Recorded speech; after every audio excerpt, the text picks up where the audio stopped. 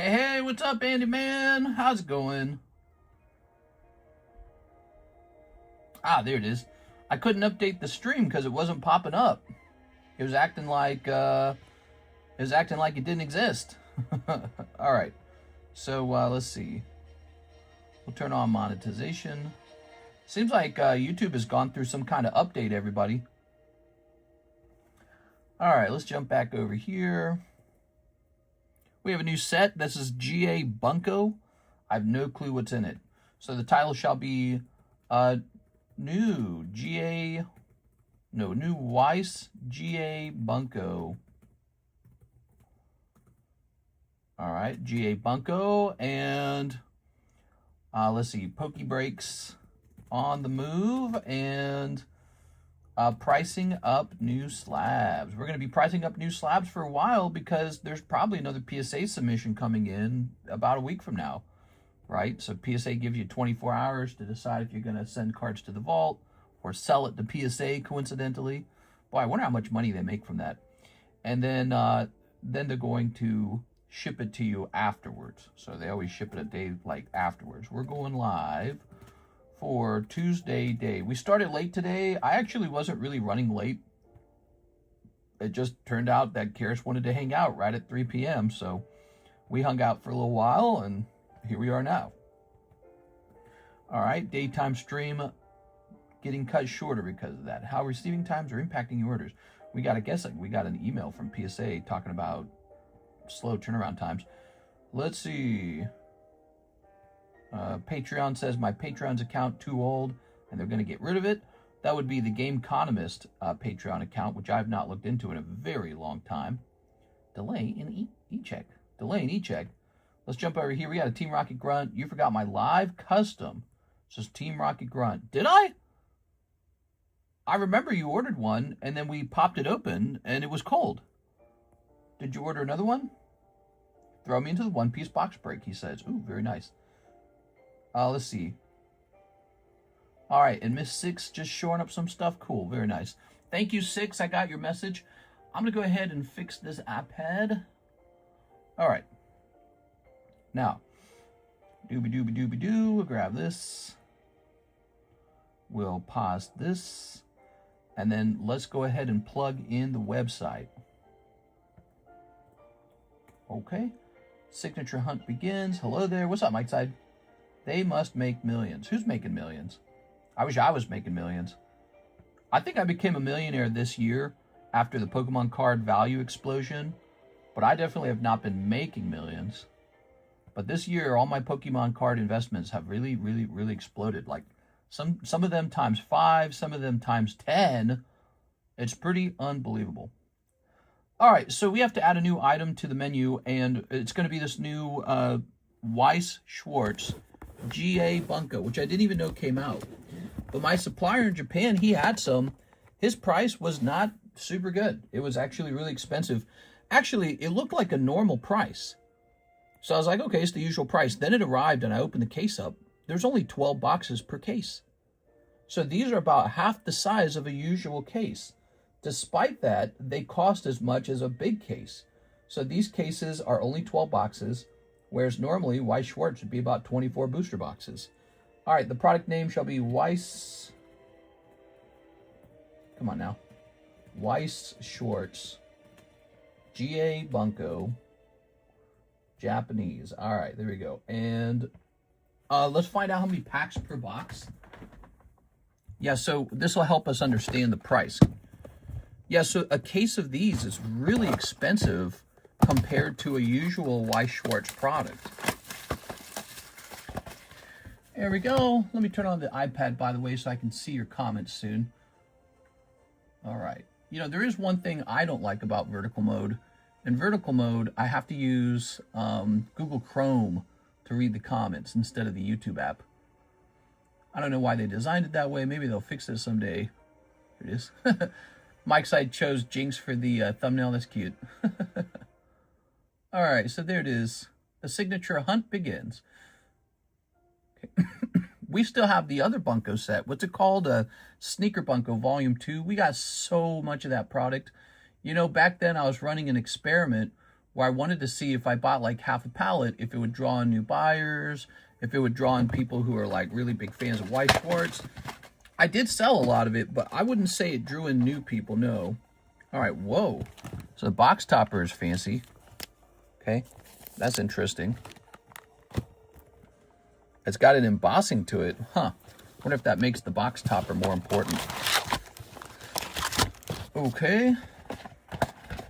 Shahir's here. Hello, Shahir. All right, what do we got? We got 1, 2, 3, 4, 5, 6, 7, 8, 9, 10. Oh, lordy. These are about to be the most expensive Weiss Schwarz packs I've ever sold you guys. Oh, they feel heavy. Maybe I'm just going crazy. All right, so this is about to be the most expensive Weiss Schwarz product ever launched. In the description, it's going to say 10 booster packs per box. And then we're going to go do a calculation now. It's really expensive, guys. Wait, let me do a quick search for this.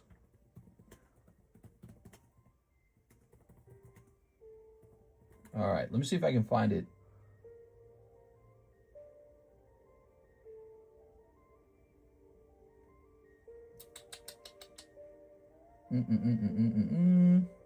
Here, this, oh, out of stock. Wow. All right.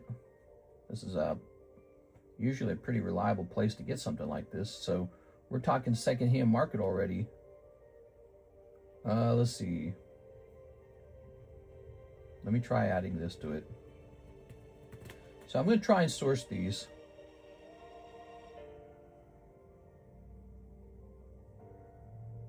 Wow. So, okay. Yeah, these are pricey, guys. They just are. Ours are coming out of a sealed case. That's what everybody wants. They don't want loose boxes. They want sealed cases because that's where the signatures are. All right. In fact, these next couple packs are probably the most desirable packs of all. Wow. Why is it so expensive? It just, I mean, there's only 10 packs per box and there's only 12 boxes per case. It's unbelievably expensive for a Weiss set. Okay, here goes. Divided by 12, divided by 10. They're going to be $13 a pack. That's just not going to sell. That's too expensive. All right, 13 a pack it is. I'm going to go ahead and put this into the Weiss category. Why are they so expensive? Is it like something people very badly want? I don't get it. Ooh, what was that? My phone just went off. I'm going to hit publish on that. At launch, $13. They should be like $5 or $6. Is this a premium product? It must be premium. I mean, why else would they have the cases be only 12 boxes and the boxes only 10 packs? That's not normal for them. So we're going to head over here and we're going to set right at the top GA Bunko 13. There you have it. All right. Are you going to get the Chinese prismatic set? It's got an exclusive Sylveon in it. So you guys mentioned that to me the other day. I'm going to show off the Chinese exclusive Sylveon. Chinese Terrestrial Sylveon. I did not get excited for this at all when I actually saw it. It's pretty basic looking. Let's see. Let's say exclusive. Come on, dude. Let's click exclusive. So I actually saw it, and then the wind was kind of taken out of my sails. Seems an awful lot like something where we're better off if we just buy it as a single and then resell it or something like that. Like, I don't know if I want to get Terra Festival all over again for basically one card. You know, it's one card. It's just sort of mid-looking. To me, it doesn't look that special at all. Boy, if I could just find it, that would be great. My computer's like breaking right now. Chinese exclusive Sylveon. It's running so slow right now. I don't know why it's running so slow. All right, here it is. So this is the exclusive Sylveon. And just looks like Sylveon. Doesn't have me excited in the least. Looks really basic. So I did not buy Chinese Terra Festival exclusive just for that one card. You would have to open so many packs to pull it. And it would just be you guys opening up Terror Festival all over again, which isn't a terrible thing, but the price didn't impress me either. So you would be paying a whole bunch of money to open up Chinese Terror Festival for an exclusive Sylveon that just looks kind of messy. I like that Sylveon a lot. There we go. All right, very nice. I thought it looked kind of basic. It didn't stand out to me. So I looked at it and it just looked really basic. The eyes are so far apart. Mr. The upcoming Marvel's Magic the Gathering set. I'd hold off if you haven't gotten it. Tell me a little bit about it. Why would you hold off? Okay, so we have our overpriced GA Bunko now. Our terribly overpriced GA Bunko. There we go. How's this camera doing? Is this camera doing good? Okay. GA Bunko. Okay. Way too many reprints of the same character. I mean, we might still try it a little bit. We don't have to buy a lot, though, but yeah, if it's not a popular set, that's the bigger issue. Oops. We're going to say GA Bunko.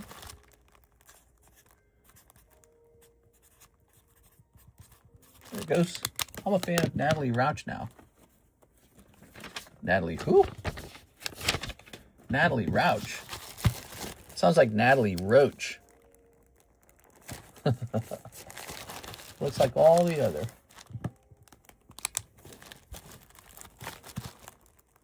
GA. EA Sports. Even the ultra hard to pull hit, one of the Infinity Stones is pretty meh. I don't like pretty meh. I like pretty women. So, what do we got? We got a Tyler order. We got a Team Rocket Grunt. He says, you forgot my live. Did we actually? Because I remember pulling you a cold live. She is cute, though, says Steven. She cute. Hold on, I'm grabbing this. Let's turn this music back up. I feel really thrown off for some reason. I think it's because I was not expecting the GA Bunko to be so expensive. And it's like, put me in a foul mood or something. Like, God, dude, is there anything in this world at this point that you can collect that does not cost like $5 million? Like, I want people to have a good time, man. I don't want to have like this product that's overpriced. It makes me annoyed. All right. Nah, this is annoying. Is this just the future of collectibles? Is this the new normal? Team Rocket Grunt. Mr. did do one cold live for TRG last night. Yes, I do remember that. Let's see. Please and thank you. You forgot my live. One hot live custom. Okay, so he only ordered one live, and we did actually do it. So we're all set on that. And then he wants one spot in the One Piece break. You got it, Mr. TRG. Yeah, I'm sorry, TRG. You know, when it's just one live custom, it goes by really fast. And in your case, it was a cold one. Special guest. I could tell the vibes were off. The vibes are off. My brain will settle into it as we start going. We're only 13 minutes in, so plenty of time to catch up. Now, there should only be 5 spots left in the One Piece box break. 1, 2, 3, 4, 5, 6, 7, 8, 9, 10, 11, 12, 13, 14, 15, 16, 17, 18, 19, 20, 21, 22, 23, 24, 25, 26, 27. Wow, we are 5 spots away from 1 out of 32. It's been a long road. It's a huge box. Obviously, $32 or 32 times 40 is like 1.2 thousand. We're talking about a booster box we're selling for $1.2 thousand. That's a lot of money for one booster box. So it's one of the special things on this break is that we participate in sacrificial, you know, people going in there, 31 people missing and 1 person walking away with the $40 box. It's a big part of what we do over here. So here it is, GA Bunko. I don't know what's in it. It must be pretty good. The P must be pretty good because it is one super expensive set. You know, if the market is saying that it's that expensive, somebody out there really likes that set. Okay? Usually the market doesn't get it wrong. Somebody really wants to open that set. So we'll see if any orders come in for that. Now, who is next? Let's see. 10 Nihil 0 for Christopher Houghton is actually next. All right, Nihil 0. People kind of forgot about Nihil 0. It's a cool little set. It's a cool little set. Here it is. We might have to get a new box. I got it on Venmo. I lost the last OP box break. I gotta win this time. Can you say why there's a higher chance of a manga in that box again? Oh, so that's OP5. And here's the deal.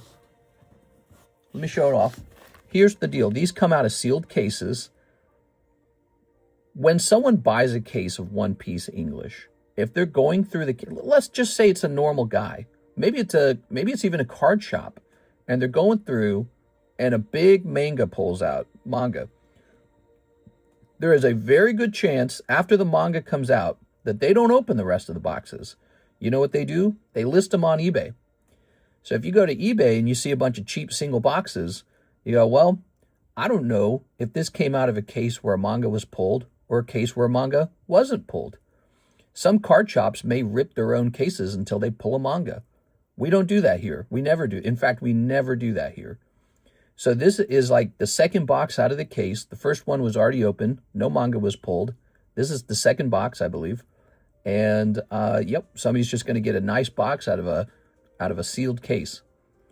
And we showed the case being opened in stream. I think I own 3 cases of this, or 2 cases. I'm not sure. Might be 2. But I'm not a One Piece guy myself, but I understand the value of getting that really pure, quality chance at a Gear 5 manga. The other fun part is we've pulled one before in the past, years ago. When it first came out, we had cases we went through, like Mr. LaFlame. He famously pulled the Gear 5 manga Luffy. And it's isn't it like a $40,000 card now? So there's some really big pulls in here now. This is one of the most desirable One Piece sets. Which is why you see it going off. I mean, 32 spots, that's not easy to fill. So you see that one going off. 1, 2, 3, 4, 5, 6, 7, 8, 9. So we're at 9. I don't have a box of Nihil Zero in here, do I? I didn't think so. Let's go get some Nihil Zero. Oh my gosh, you're so back. You don't sleep? Question mark. I do. I sleep.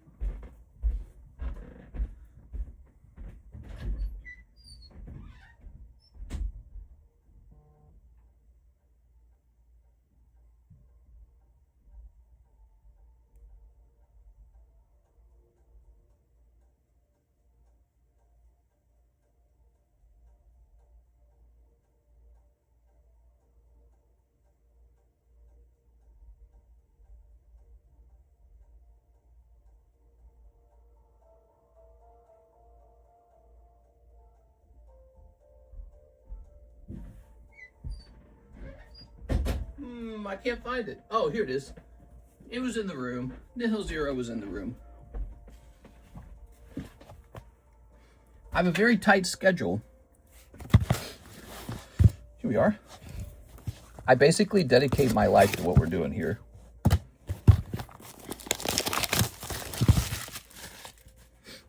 I basically have enough time to wake up, get clean, go to the bathroom and eat breakfast and lunch or whatever. And then it's just right back to Pokemon. Then a little midday break, right? After Karis gets off her job, we hang out a little bit and then it's right back to Pokemon. So I'm a card shop for like 10 hours a day almost. It just depends on if you're counting all the work that happens outside the stream. There's a lot that happens outside the stream. All right. I wish that was my life. Yeah, I guess it's not bad. 1, 2, 3, 4, 5, 6, 7, 8, 9, 10. It's not easy. Some parts of it are easy. Some parts are hard. All right. Ready? There are aspects of the business that are not very fun, actually. Ready? One part that makes it fun is we're doing very well. We're succeeding. So if you're in a failing card shop, that's got to be really strenuous. If you're in a card shop doing all the unfun parts of the job and the shop was failing, whew, that's got to be dreadful. All right, here goes. Christopher Houghton. Ready? Yellow. You don't want to skip that Gengar, do you? Here's a code 1. Oh, I lost the sublist. Man, yeah, I saw that. You had a 50% shot, but that's as simple as flipping a coin, so half the time you're going to miss. Yeah, that was a big one, man. Here's the Clefairy. Part of life. There we go. Here's a hollow. Part of the fun. Cold. Surprisingly, ooh, look at you pulling Don and Clefairy. I work like 9-hour shifts at Taco Bell, only making $14 an hour. You know, Don, my first job, the starter pay was like $8 an hour. That was my first job. It was, and that was pretty bad pay even for that time. $8 an hour. That was my first job. And I worked that job so freaking hard so that I wouldn't go broke and fail to pay my rent. And actually, before that, I worked for my dad, and he paid $3 an hour. So when I was I think I started pretty much not doing my school and just working full-time for my family. I started that at about 14 years old. It might have been 13, actually. I'm pretty sure it was 13. So it began when I was 13, but it was in full swing when I was 14. So at about 14 years old, I was out working my dad's wood shop and it was just out of the garage. I started doing that for like 10 hours a day at the age of like 14. Basically did no homeschooling at all. So I was homeschooled, you know what I mean? But really I was just working. And that was an outdoor job. So in the summer heat, it was just blazing hot, 100-degree July weather. I had a big bucket on the ground and like a ladle, and I would pour water over myself while I was working to not overheat. And it was sawdust everywhere. So my whole body would be caked in sawdust because of the water. The sawdust hits you and it sticks to you with the water. So I'd just be caked in sawdust. And the ground was like, it was all messy. There's just water everywhere, sawdust everywhere. But you had to do that or you'd overheat because it's just too hot. All right, Mr. Christopher, it allowed you to keep working. All right, let's see. Very nice. That was me at 14, and it just continued until I left at 17. All right. I thought making $18 an hour at anime-themed boba shop sucked. My first pay was $7.25 an hour. There we go. We're all one-upping you now. All right, so back over here we have our friend Tyler Ferbert, and he says, 1 gym break for the Mimikyu. All right, good choice on the $18. That's what I was going to do. I was going to roll it up to 36. All right, evening from the UK. Hey, what's up, Mr. JC? There it is. So I was like one of those kids who wasn't receiving an education, and I was just working for my parents. And I learned how to run a business, didn't I? It's kind of a big deal, actually. So this is Tyler. Let's get you in there. Tyler needs one more person to join. Did you see Buzz Lightyear hit from the recent Lorcana set is selling for 2,000 raw? We are. He must be popular. Mr. Tyler. Aha, there we go. I think mine was around $7 at a shop in the mall called Gazoots. I worked for the mall briefly. So I got a job at Sears and Target at the same time. So I started doing 2 jobs at once. And you weren't supposed to do that because it was a conflict of interest. But you know what was really interesting? The store owner for Target, his wife was the store owner for the Sears. So I went over there and I applied to work at both jobs, which I was told I wasn't supposed to do that. But they talked to each other. He came out of her office. You know, imagine the store owner for Target comes out of the office of the place that you just applied for. And he's like, eh. So I ended up working Target and Sears at the same time. And yeah, so I got to work at the mall. It was kind of cool. It was cool because you could go into the food court and get hot, fresh Taco Bell at like 9 a.m. in the morning or 10 a.m. in the morning. Hot, fresh Taco Bell. So we need one more in this Mimikyu. When's the deck end? The 26th? The 25th. On the 25th, it's over. And somebody's going to get a special roll in Discord. And actually, maybe both players should. I mean, I don't see a problem with that. Maybe both players should get a roll in Discord. And then one person walks away with the deck. No, it should be one person gets the roll. Yeah, the winner. The winner. Because winning has to mean something. All right, here's Javier. 2 of the new Weiss Schwartz packs and a live custom. Let's get it. All right, live custom time. How many packs left in the Heatwave box I've been going in on? I'm not supposed to count that for you. It's kind of against the rules. You can count it yourself. Like, I can't stop you from counting. But I'm not supposed to do that. It makes it too easy to snipe. There it goes. Very nice. Hathim's kind of an expert at it. Hathim knows how to count the packs.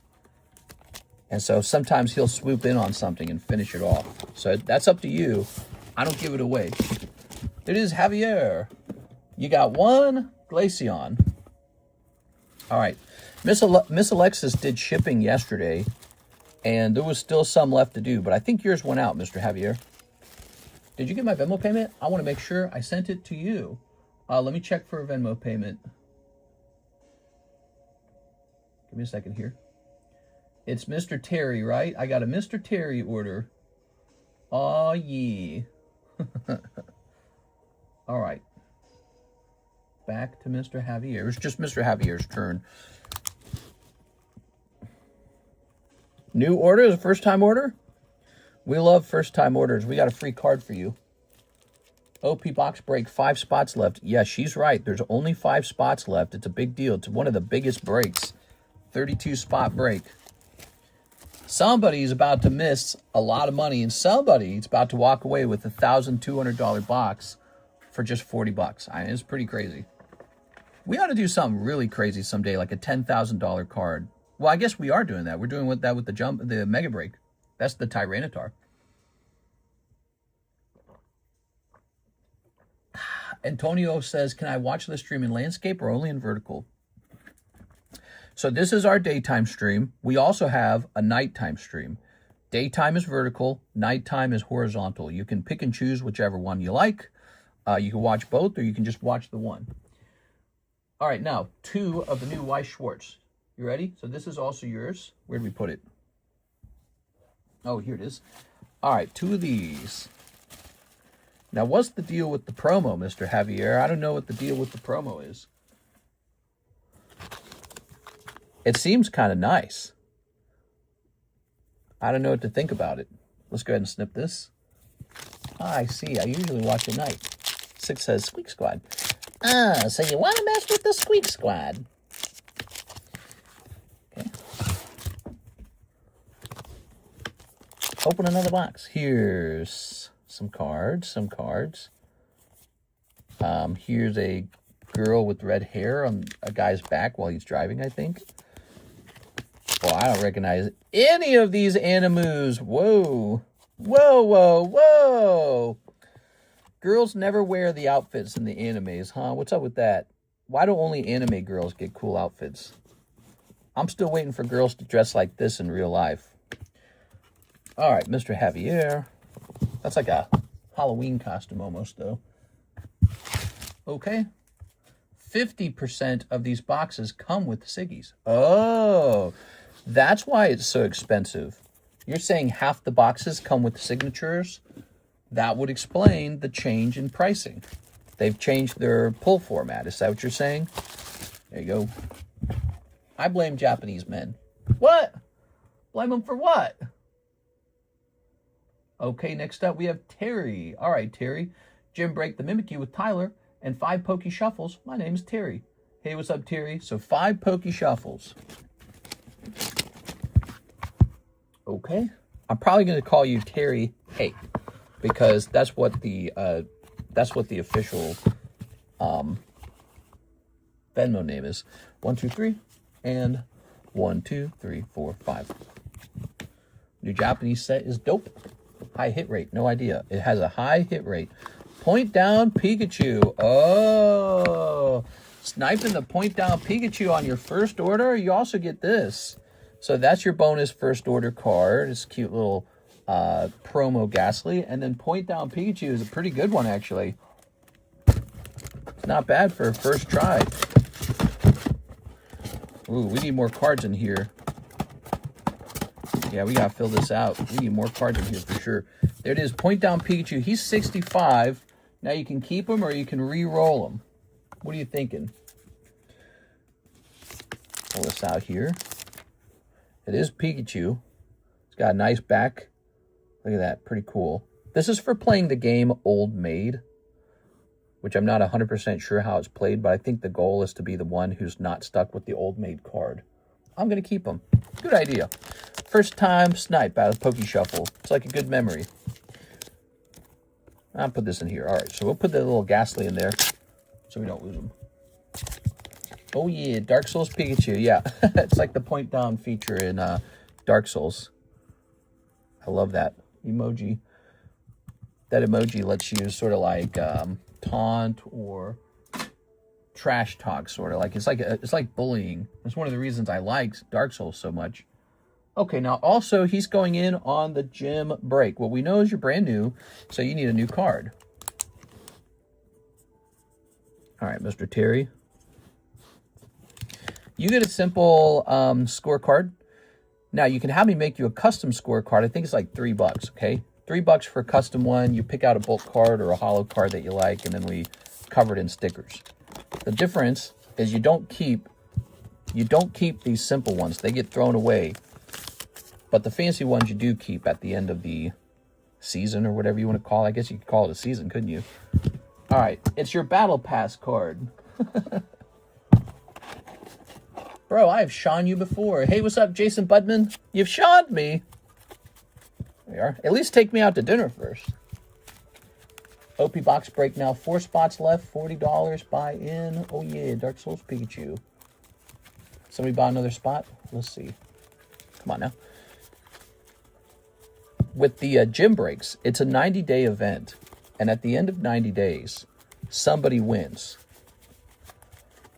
Because they have the best scorecard. And they get a special roll in Discord. And the craziest part is they get to keep this deck of cards. All right. Good luck, Tyler Ferbert. Okay, starting with Frogadier. That's not bad. And Terry. It actually goes to Terry on round 1. It's hard to read it, but that says 110. And this says 100. Okay. All right, round 2. Remove trainer's energies. Okay, it's useful. Oh, you lose, dude. So he is going to take it with that Mewtwo. There's no way. Jirachi it is, and there it goes. It's going to go to our new friend, Mr. Terry. He walks away with 2 new slabs today. Wow. Wow, Terry just kind of steamrolled, like, easily. How do you feel about that, Terry? All right. We're going to say 1 miss and 1 win over here. Terry is out here steamrolling. We ought to have a special gym break ahead of the final days. You know how we had gym breaks where you could get like 2 wins on your card? We ought to have something like that running. All right. So check this out, Terry. We write your name on the back. I'm not going to write your full name, just exactly what Venmo says. So, because that allows me to search for Venmo payments related to that. We need a gym break that allows people to catch up very quickly, just for fun.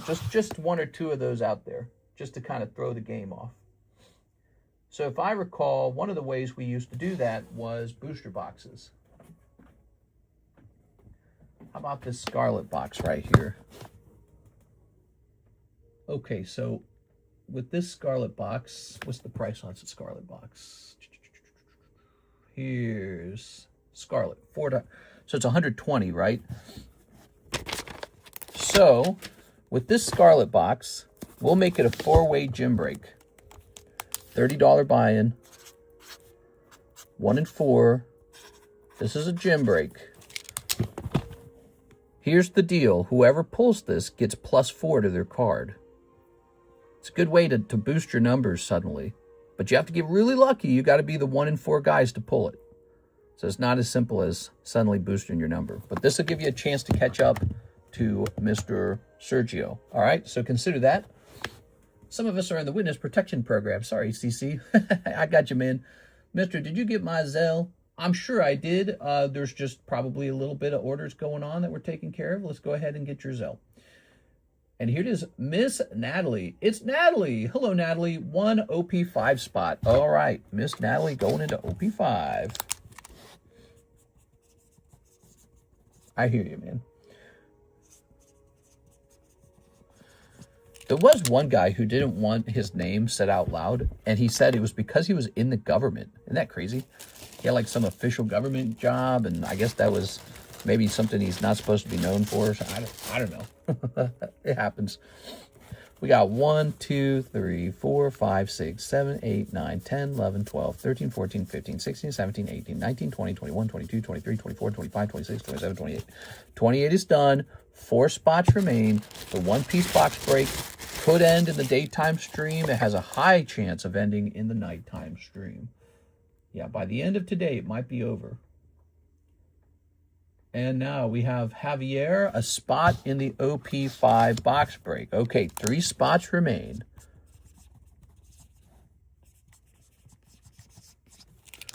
I sent an order for a spot in the OP5.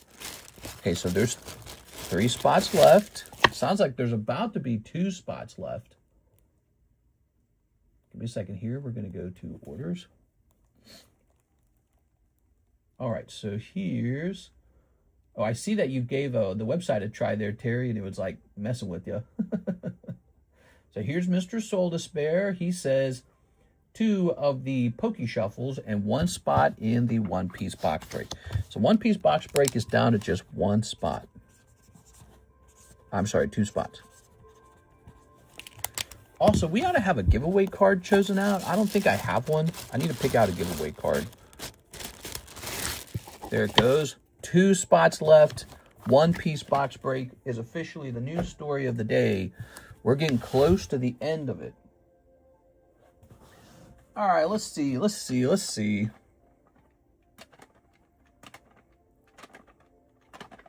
We got some cool freaking cards in here, man. But I think we already have a pile of giveaway cards we need to bust through first. So let's get over there.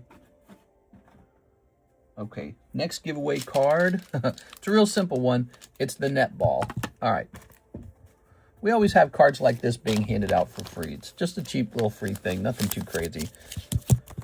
We do get crazy good giveaways every 10,000 subscribers. So we're about 8,000 subscribes away from a big giveaway. If you want to contribute to that, smash that like or smash that subscribe button. Here's... Our subscribes have been down lately. You know, I haven't really pushed people to subscribe, though. It's very easy to get people excited to subscribe when you're heading to 100,000. I think after you hit 100,000, it's not as exciting anymore. It's like it's not a movement anymore. It's not like a cause. It's like, we got to get to 100. Well, we're trying to get to 110 now. All right, so the giveaway this time shall be TCC. That shall be the giveaway. And what should we do? The likes bounty or the views bounty? Maybe the views bounty. Looks like our views need to hit 66 to activate the giveaway this time. 66. Or execute order 66. And the keyword shall be TCC because I'm the donor. It's me. 110 is lame. Go for $1 million. 10K at a time. Did you buy any SpaceX stock, mister? I didn't. I think that it's really hyped up. You know what they say? They say buy the rumor, sell the news. Well, this is the news. So now's probably a great time to sell SpaceX stock. I don't think now's the time to buy it, but I could be wrong. You know, there were people who didn't buy Amazon at the start or Apple at the start or Microsoft or Google at the start. It's just, we live in a new time period where everyone's hyper aware of investing. And so now you got stocks that behave like meme stocks where everyone just buy it. They don't care about the fundamentals or anything. But SpaceX is cool. I mean, they're getting paid by the government to make rockets, so they might have steady work for a long time. You never know. All right, so let me change this to say TCC. I'm going to reset it after we hit the view bounty. So in other words, it's not going to truly begin until we hit the view bounty. What's happening next? We have some orders over here. We have Miss 6. She says she'll take a spot in the one-piece box break. Might as well, right, 6? Might get lucky. Probably not, but somebody's about to get lucky. If you're a degenerate break joiner, this would be one of those breaks. Because even if you don't like the box, it's still a good flip. David Moore is 1 live custom snipe, 1 Trump, 1 Merlin. All right, 1 live custom, 1 Trump, 1 Merlin. It's actually a great time to buy because it climbed to 220 briefly. Now it's back in the 150s. I think what I will do is just buy, I'm probably just going to buy an index fund that does technology, and they can own some of the SpaceX stock, and then we're good. All right, here we go. So I'm not gonna actively try to manage my investments, of which I have very few, by the way, guys. I don't own stocks. All I have really is I have a little bit of stocks. I have a chunk of money for my taxes, which I still haven't paid, by the way. My taxes are still not paid this year, for last year, actually. And I have enough money. It's just I'm waiting for them to give me the bill. I'm waiting for them to say, okay, here's what I owe. I'm going to text Kears about that and ask her what the progress on that is. We're almost in July. Hold on. What's the progress on the taxes? All right. It's difficult because they got to do her taxes, my taxes. We're doing this Missouri taxes. It's just so much taxes. It takes forever, dude. I don't know why they're so slow. It's like they don't work on it unless you poke them with a stick. One Merlin. I need to get a new accounting group, I think. That's my opinion. I think they overcharge me and they don't really care. Here we are. Plug your stocks to the moon, Brion. Would you invest in NASA? Here we are. All right. I don't know, but Elon Musk has been a pretty reliable guy. He seems like a pretty productive guy, so investing in his company is probably not a terrible idea. On the other hand, everyone's already realized that, and they might have already invested in him a lot. It is. So he might be overvalued at this point, you know? So you're paying a premium for a stock on a horse that everybody's betting on, but the horse has been overly bet on, right? All right, first pack, the sticker pack didn't have anything too crazy in it. You're looking for Gengar and Charizard in those packs. Yeah, I mean, he's a hard worker. He seems like he's kind of no nonsense, right? He has a very sort of like technologically progressive mindset, right? He's got the autism, so that you know it's good. You know it's good. They have to have autism, but at the same time, there's a lot of companies that have hard workers and they don't get as much attention, right? They don't get as much attention, but they're hardworking too, and they might be a better deal. But overall, I don't want to be the one to choose that. I'm probably just going to buy an index fund if I buy more stocks, which I may one day. All right, no Trump in those packs. The Playboy packs have not paid out a Trump in a while. There you go. We're looking for those Trump cards. There it is. I wouldn't invest in NASA because it's fully government. SpaceX is almost entirely privately funded. They spent about $20 billion in their history. Only like 3 of that came from the government. Oh, I thought the government's like paying them to do like rocket stuff. All right, let me grab this. Yeah, I'm not against them or anything. I don't know everything about how they earn money and all that. But, and again, I like Elon Musk as a businessman. I think he just works really hard and that's it. He has really high expectations. He just works really hard. So, and he's all into like futurism and all the cool stuff. So I have no doubt there's a lot of interest in people wanting to buy his stocks. And there's a lot of people who want to work for him because they expect to get rich and to work on something cool. And I bet you he surrounded himself with a team of like, dude bros who really like to work, they're like super hardcore about being competitive and actually succeeding. Maybe less about, whatever, like ideological politics or like, you know what I mean? Like the stuff that slows you down. So they're probably more into like accelerating their growth as a business instead of like hosting an ethics committee. So all of those are good signs for investment, capital investment. But like I said, it might just be overpriced right now. I have no clue. Everyone's probably already drawn that conclusion about him, and his stock price might be disconnected from the actual profits that the company's bringing in. Because he tends to do a very good job promising what he's going to profit you for. But I don't know, it just hasn't happened. Like everyone doesn't own a robot yet from him, a Tesla robot. They're not sending passengers to the moon or whatever they want to do, or they're not colonizing the moon. So they haven't, he wants to do those things, but it hasn't actually happened. And I guess if he succeeded, you would want to be in now, but I don't know. I'm a skeptic.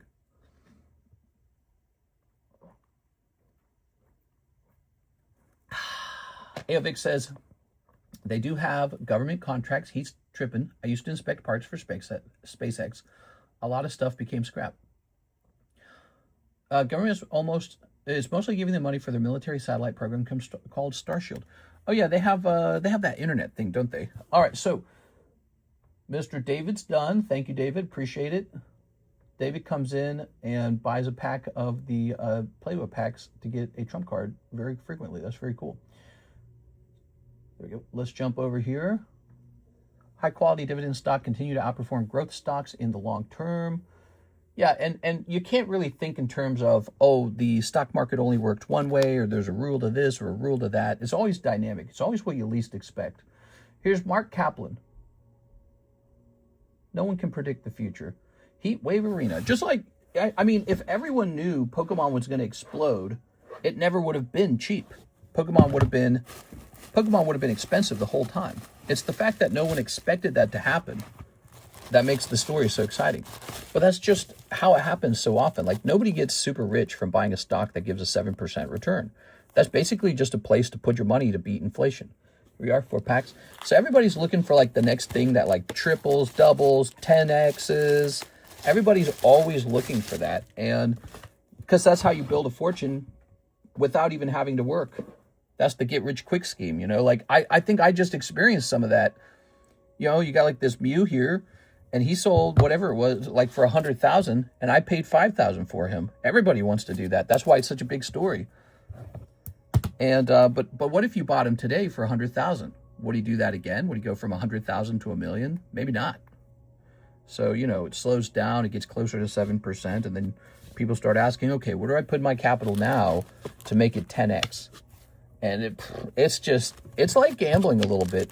I wouldn't call it gambling, but it is a form of betting. Like, oh, I bet this is going to happen. Well, I hope you're right, because if you're wrong, you're putting your money in the wrong thing. But this is why people get like degrees in finance. It's just to try and figure that out. Ooh. They get degrees in finance to pay attention to the world and, you know, what's going on in the world. Make some sort of like connections to power so that the powerful people can tell them, hey, let me tell you what's happening next. We're about to do this. Right? Like, probably some people got turned or minted into multi-millionaires over this Iran war. That's the craziest part, is some people got real rich off of it, most likely. Mr. Mark, I'm loving this order. Look at this. All right, Mr. Mark. Oh, I almost bought the Japanese version of the Cynthia card today. Here we are. Beanie Baby founder was a scammer and kept re-releasing his limited editions, which killed their value. Would be like if Pokemon reprinted base set today. Terrible. I don't think Beanie Babies could have ever truly succeeded. You know why? Pokemon has a lot more going for it than Beanie Babies. There's a TV show. There's a, like, very well-loved video game. One of the most famous video games of its time period. There's multiple movies. Excuse me. There's a manga in Japan. Beanie Babies had none of those things. All Beanie Baby had was generic animals, and that was it. Like a fox, a whale, a dolphin, you know, a lobster. They just had generic animals, and that was it. It was never actually that impressive. There you go. So the product was very simple. All Beanie Babies reveals is deep down in society is a desire to collect. Now, the true king of collectibles ended up being Pokemon. Okay, so Pokemon's it. But Beanie Babies tapped into something that existed, and that's what's cool about it. Okay, good. Remember Webkinz Law? They had a video game and the popularity. I don't. Beanie Babies will make a comeback one day. Probably not. I mean, maybe if they start grading Beanie Babies, which I think they were sort of doing that. His boring company was underground tunnels and things. That kind of failed real bad. Law, so I have one of the tisms. Don't always work in one, I guess. Let's see. I'm personally invested in CSHG growth. Pepsi, Kroger, Chevron, Lowe's, Waste Management, Microsoft, MasterCard, and Realty Income.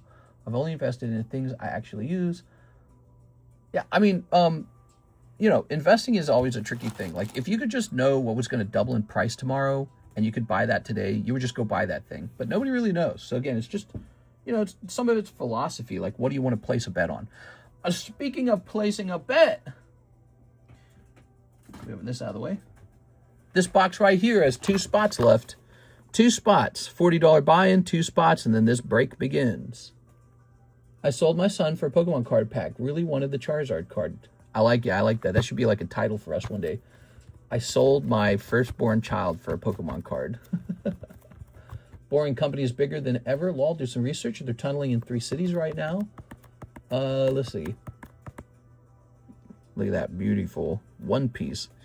Yeah, he's Elon Musk. He is a guy who loves to do business. I wouldn't bet against him. But is it possible that his stock could be overvalued? I think so. I think the stock can be overvalued. And that's why I wouldn't put all my eggs in one basket. I would just buy some of that stock and then some of the next stock. You know, like some Google, some Microsoft, some Apple, some TSMC or whatever it is. You know, some NVIDIA. And I would just spread the money around. I think that is actually the best investing strategy. I really do. All right, we got to get some cards, some fresh cards into the Poke Shuffle, in my opinion. The Poke Shuffle needs new cards. How about this Grookie? Does anyone want this Grookie going into the Poke Shuffles? He is a Pokemon Center Grookie. It's a Christmas toy. And I brought him in here because he just sits in my doorway, and I feel like somebody would love this little toy. Would this be cute to put in the Poke Shuffles? It should include, like, shipping, too. Let's see what he's worth. I don't think he's worth a lot. I think he's pretty cheap, actually. Recount. I've made about 100K in Tesla stock since 2014. Nice, dude. Of course, that number, it depends on... Here it is. 100K is a good number, but you have to know how much you actually put in. There it is. All right, there he is. So some places have them for $100. I mean, let's take a look at this together. Wait a second. So here he is for 20. Here he is for 100. Here he is for 55, 50, 55. Here he is for... No, that's not the same one. Here's 82. Here's 50 plus $10 shipping. So he looks to be around 50. So we'll do $50 and then $10 shipping. So if you pull this guy, he comes automatically with shipping. And you can re-roll him too. So 60, he's going in for 60. Rookie for 60.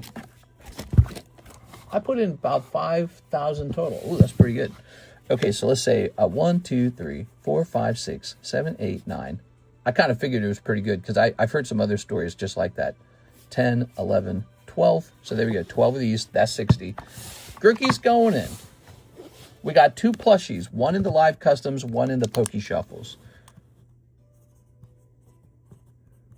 How do you spell Grookie? Was it E? Is there an E involved? I can't ever remember. I'll just do Y. I think it's with an E. Grookie plush. And we're going to say he's worth 60. That includes the shipping. He ships automatically. Grookie plush. And you can re-roll him. If you don't like him, he'll be a nice $50 re-roll. So, but some people actually think that they're cute. So we'll get these guys on the move. That's in the Poke Shuffles now. We just keep him nearby until he's gone. Sounds like you got a great deal, even if the Charizard was heavily played with a crease and whitening on the back. Still a good deal. Ironically, my Meloetta EX did better in the last year than my Tesla stock did over 12 years. Meloetta went from 156 to 5,000. Yeah, so I'm aware of that too, because people have been comparing Pokemon to stocks, gold, crypto, and somehow Pokemon has really done very wildly, especially depending on the time period that you measure. So Bitcoin did really well early, but in the last 7 years, Pokemon's defeated Bitcoin like crazy. Like if you had spent not even $1 in Bitcoin and all your money went into Pokemon, you'd be like a multimillionaire from Pokemon today. And whereas Bitcoin, you would be breaking even. You'd be like this, which is terrible in stock investing. You can't, or in crypto investing, you can't be breaking even after 7 years. I mean, that's outrageously bad. It's in my opinion, it's hurting the Bitcoin narrative. Let me see what Bitcoin is at today. Any Bitcoin news? I haven't heard any Bitcoin news. Oh, man. Bitcoin is at 62,000. Yeah, that's real bad. That's real bad. I think it was 65 in November of 2021, right? So it's actually below that point. Ooh, man. That could be a Bitcoin crash. Bitcoin price analysis. BTC may be close to a bottom. Here's why. Oh, man, dude. I hope so. I hope it shoots back to 120 for people. I don't know. Tesla went up 25 over 12 years. Meloetta went up 30 in 1 year. Like, what? Yeah, it's pretty wild. Well, and it's best if you can just time everything, too. Like, imagine you just buy things at the right time. Because Pokemon only recently exploded that way.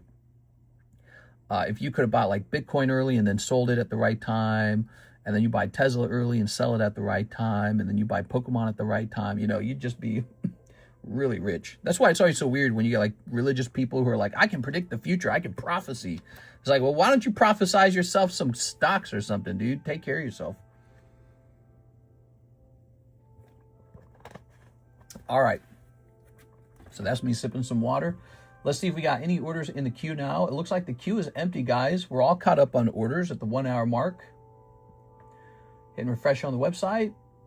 I think we're... Oh, wait. Is this a new one? We got a new one on the website. Hold on. Wait a second. We got Mr. Mark Kaplan, and he wants 5 of the Heat Wave arenas.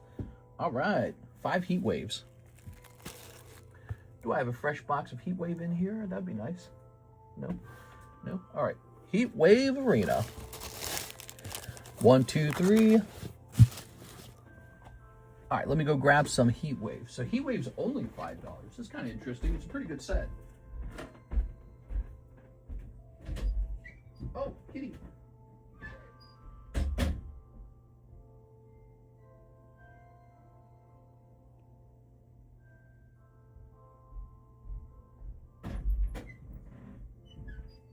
The cat just shoved her way into the room. I have to get her out of here. She can't be in here. She's getting too friendly. Come on.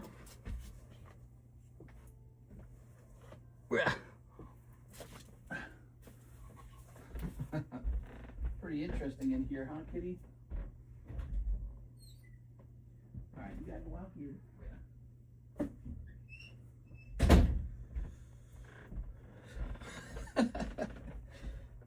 She's sneaky, man. She raced in the door when I popped it open, but she can't be in here. This is a cat-free area. All right. You know what's crazy? I got $50 from the Amazon settlement. What? All right. Grabbing that. No cats in the card room. No cats in the card room means no fur, no cat throw up. Nobody's cards get walked on or chewed on or whatever could happen. I don't think cats would chew on a Pokemon card, but they might knock them off the shelf, though. So no cats in here. No chewing through wire. We don't need any wires chewed through. Ready? Here we are. Good luck, Mr. Mark. What set is this? This is called Heat Wave Arena. All right. These aren't $5 a pack. These are $7 a pack. That sounds a lot more like what they should be. Here goes.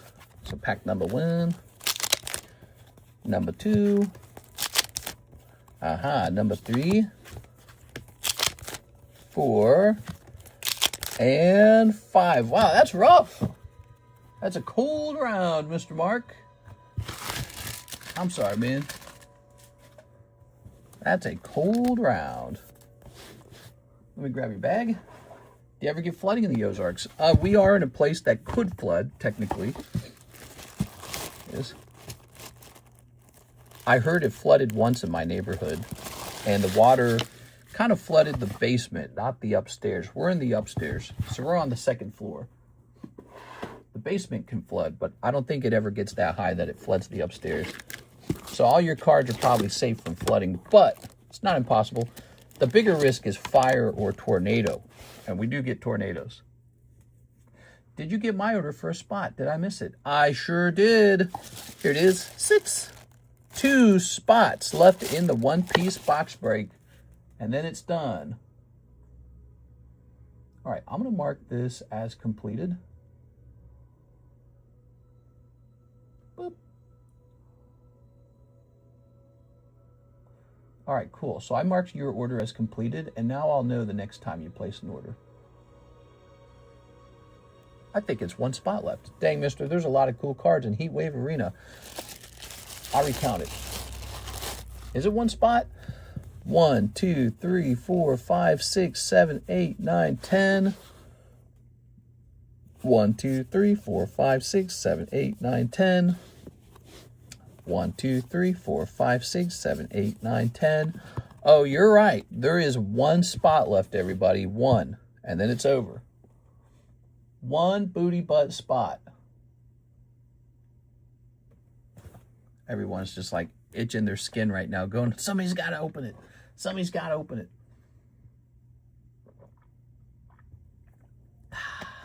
Stock, bro. Use psychic. Yeah, that'd be nice. You could, if you were psychic, you could get out of a stock when you know it's about to crash too. You'd get unbelievably wealthy. If you could truly see the future, you could have so much wealth. You'd be unstoppable. And there it is. Sent for the last spot. Local Soul Reaper. He's got it. Spider-Man. Here's Venemoth. Whoever pulls it, I hope you open it. But you don't have to, but that would be cool. All right. We're popping off. Here it is. Mark, oh, this is Mark Kaplan, actually. 3 Heat Wave Arenas and 2 of the Japanese 151s. Okay, so you're ordering 3 of these. And 2 Japanese 151s, which I think are kind of low, aren't they? Yeah, the baggie's kind of low. Good. All right. What do we got? Snipping time, right?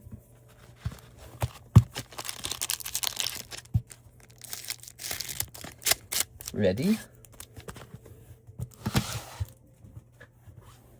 Mark's been going deep. So, Mark, you've got War Turtle and Wigglytuff. Well, you hit the SR in here right away. Now, if you can just do that in Heat Wave. There's the War Turtle. It's a pretty good pack, actually. Double hits in there. And then here you've got Caterpie and Dwagonite. So cute. Here's Yanmega. Is that Chinese Heat Wave? No, this is Japanese Heat Wave. And a Copeland. And 1 Typhlosion, which I think looks rather nice. There we go. Heat Wave's got some pretty good hollows in it. All right.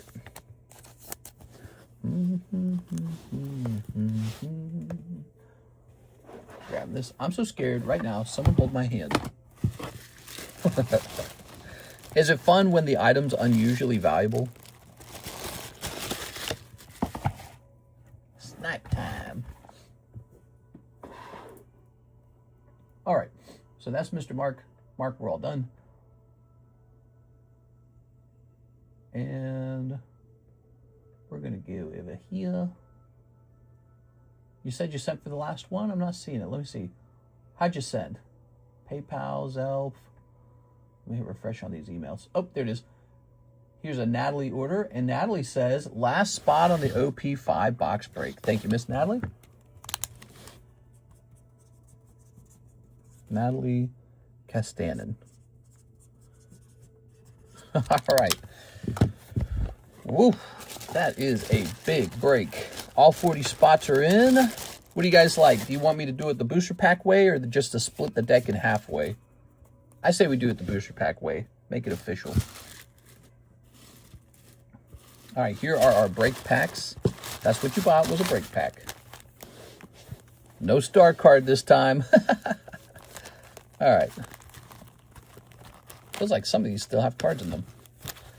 1, 2, 3, 4, 5, 6, 7, 8, 9, 10, 11, 12, 13, 14, 15, 16, 17, 18, 19, 20, 21, 22, 23, 24, 25, 26, 27, 28, 29, 30, 31, 32. All right, there we have it.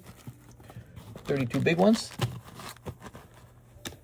So you bought one of these booster packs for $40. Each booster pack is guaranteed to carry a Pokemon card. Or a card, I should say. A card of something. So we're going to load the packs up with your pulls now. Here goes. 2, 3, 4, 5, 6, 7, 8, 9, 10, 11, 12, 13, 14, 15, 16, 17, 18, 19, 20, 21, 22, 23, 24, 25, 26, 27, 28, 29, 30, 31, 32. Okay, we counted it to 32 twice. Who kept the Psyduck? Hawk Camacho. It still needs to be encapsulated. You'll see it when it's done being encapsulated. It's super cool. All right, so we counted that twice, and it came out to 32 twice, so that seems good. And then this needs to go into one of these packs. All right, I'm not going to show you which one on screen. Not going to do that. All right, so that goes into one of those. Good, because you guys are too smart. You'll notice which one it is. And let's see. Should we add any bonus pulls, you think? It's a pretty big break. It seems like we could. I don't have any, like, I don't have any one-piece cards just laying around. So let's hand out a Ghastly and a Charmander.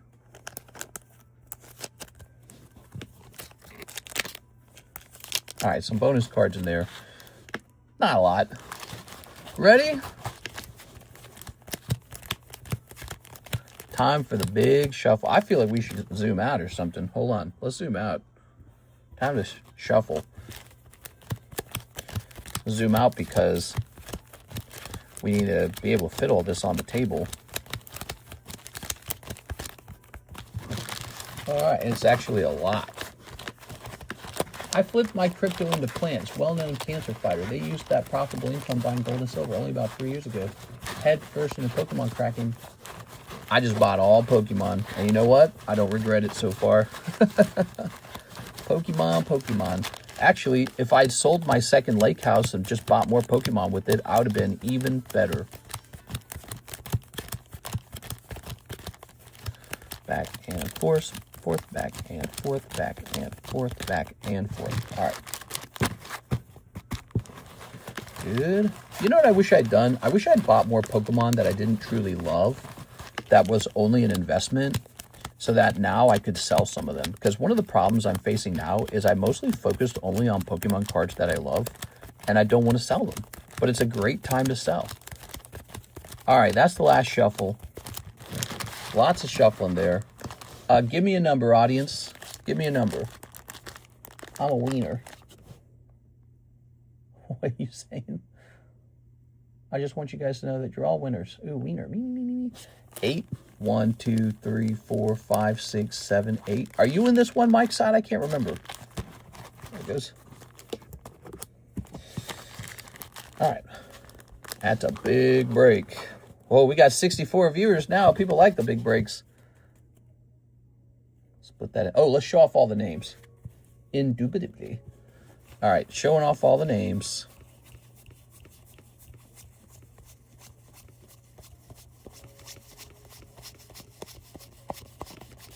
All right, there we go. 1, 2, 3, 4, 5, 6, 7, 8, 9, 10, 11, 12, 13, 14, 15, 16, 17, 18, 19, 20, 21, 22, 23, 24, 25, 26, 27, 28, 29, 30, 31, 32. There it is, 32. The rules for a break. Both piles must be shuffled and they must be split by the audience. That's rule number 1. Rule number 2, the number of names must match up with the number of booster packs. That's rule number 2. All right, so we have to meet those conditions or it's just a practice run. It's not a legitimate run. All right, so that's why we count them so much, because if we get 31 and 32 like an idiot, which I have done that before, that will activate a redo. And redos are pretty traumatic for the person who pulls the hit. So it's like you pull a hit, you think you've won, oops, TCC made a mistake, it has to be redone.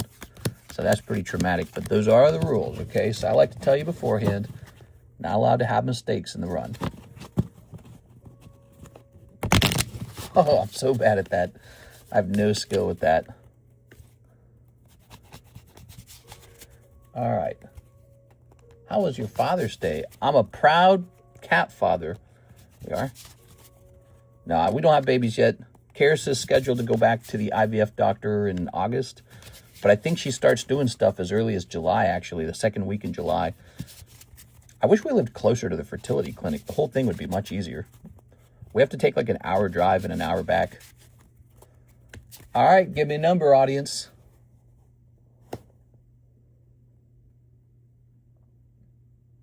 He's not lying. I've seen it. Yeah. Mike's side, you can't choose both numbers. Somebody else choose the next number. Surge, 6. All right, you got it, Surge. 1, 2, 3, 4, 5, 6. All right, there it goes. All right, Mr. Surge. Got to be different people. All right. Imagine it comes out on the first pack. Here's LaFlame. LaFlame was in here. Cold. Long way to go, guys. Here's Austin. Cold. Here's Javier. Cold. Here's Javier. All that shuffling, he's still got 2 spots together. Cold. Just how it is, I guess. LaFlame. Cold. Natalie Castanen. Cold. Sorry, Natalie. Joshua Whipple. Oh, that's going to be it. Joshua Whipple, huh? Came out early this time. That's Joshua Whipple. Is Mr. Whipple here? He usually is floating around. Joshua Whipple. I don't think he's here. All right. Mr. Joshua's sniped. And now we've finished doing the rest of these cards. It's still got to line up. I think it will, though. We counted pretty careful. So here's Ryan C. Sorry, Ryan. Here's Natalie. Oh, you were so close to it, Natalie. You do get a cute little Charmander, so Natalie picks up a Charmander. I'm sorry, Natalie. Hey, maybe the Charmander will grade 10, though. It's a fresh Charmander, okay? So hopefully he's a 10. All right. That's pretty rough. Char. Here's Soul Despair. A lot of people missed, okay? So Javier. Some people missed by a lot, actually. Here's TRG. Yeah, some people had a couple spots in here. Here's Rob E.O. Rob E.O. Natalie. Sorry, Natalie. Here's NHCC. Okay, here's Sarah Duzabavi. Sarah didn't win? I'm shocked. Jeff Leon. Jet Ceramic. I think he had like 5 spots in here. So he lost pretty roughly. Here's Jet again. Javier. There you go. Hawk Camacho. We like Mr. Hawk. He pops in and goes deep for a little while. Here's Mr. Hawk again. Jet Ceramic. Wow, Joshua really sniped, didn't he? Here's Jet Ceramic. It looks like Josh only had 1 spot in there. Here's Eddie Morales. Okay. Here's NHCC. Andrew Martin. Alex Garcia. Alex Garcia picks up the bonus Ghastly. Can I find his bag quickly? Is there an AL overflow? Oh, that's Alvario. Alvarez. All right, so hold on. Alex Garcia. Alicia. Alexis. Alejandro. I don't know if he has a bag. I think Alex Garcia needs a fresh bag. Let me move these to the side. Let's keep it moving. All right, here's Jonathan Cham. Jet Ceramic. That guy had so many spots. 6. Are both the 6's spots? Are good? Did she have 2? You had both your spots at the end. All right, there it is. Yeah, shuffling is so weird. It can end up with you having your spots right next to each other rather than separated. You think that shuffling only ends in like your spots being scrambled, but it can also end in your spots being uniform. But that's true RNG, isn't it? All right, pretty interesting. Joshua Whipple. I don't suppose Mr. Whipple is going to want to keep this Psyduck. He's probably going to trade it back to me, although it would be pretty epic if anyone ever did something like that. So he goes up by 1. Actually, I'm going to put him up by a red spot. This is an over $1,000. All right. So we know he's up by an extra spot, but red represents a $1,000 break. Basically like a mega break or a rare candy or something like that. Okay. There we go. Mr. Josh. Yo, $1.2 thousand OP box. My spots were perfect. They were perfectly around it, right? Instead of sniping it. They were very close. I think I noticed that too. Your spots were so close. Close but no cigar. All right, now this becomes property of Mr. Joshua Whipple. Will he open it? Joshua Whipple does like One Piece. He is a One Piece fan. I know he is. So I'm not surprised he was in here. But you know what was really crazy about his win? He only bought one spot. Crazy. What a flip. Property of Mr. Josh. And that's what we offer on this channel, is for something like this to happen to you. Wow. Of course, you have to get lucky. But he did get lucky. That's crazy. That's like a how much do cars cost these days? That's like 1/7 of a car or something. I don't know what a car costs anymore. Today, he's the king of pirates. Yeah, he is. All right, we'll put this here, and we'll put this back over here. This was the box that TRG won. He had me trade it out with the box with no writing on it. I'm actually going to do this real fast. I'm going to open this one for myself. By the way, have you guys considered opening this? This is Topps Naruto, official Topps product. It's a premium product. Watch, when we open this, watch this. That's all that's in the whole box. It's just 5 packs per box. It's a premium product. So the packs are a little pricey. And we're going to go add these to this bag over here. Since he did not want the box with writing on it, he took the box with no writing on it. These are $70 a pack. Topps Naruto. There we go, guys. Wow. We better mark it as completed. Grab a copy of the stream. That was a big one. That was a really big break. We're going over to breaks history.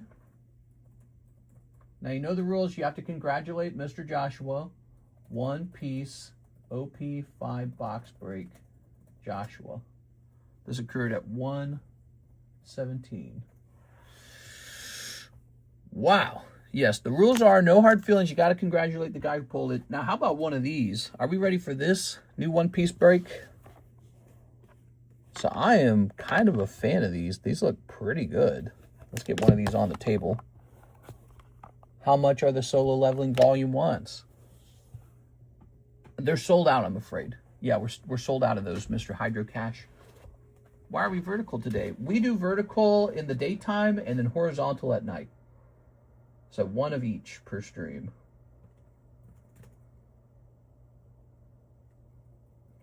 Monkey, Luffy, magazine. All right.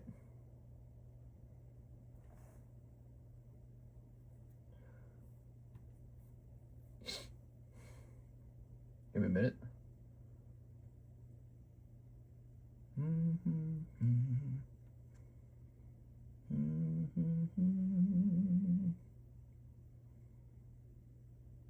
It's not a super rare card, actually. There's quite a few of these.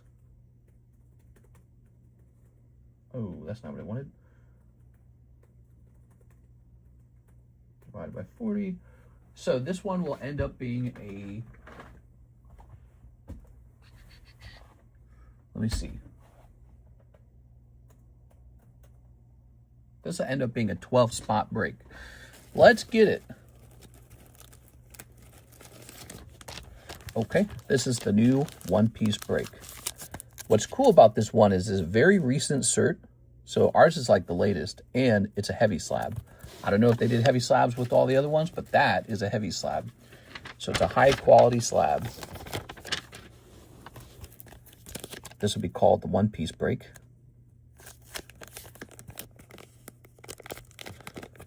And we won't be hosting another One Piece box break like that until maybe this is over. Okay. All right.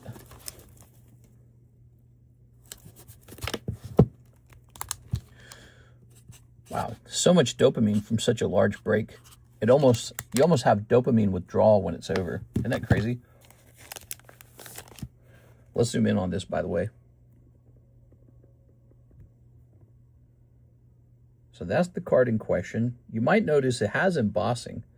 Well, it's an embossed card. I don't like when the camera does that. Why does the camera do that?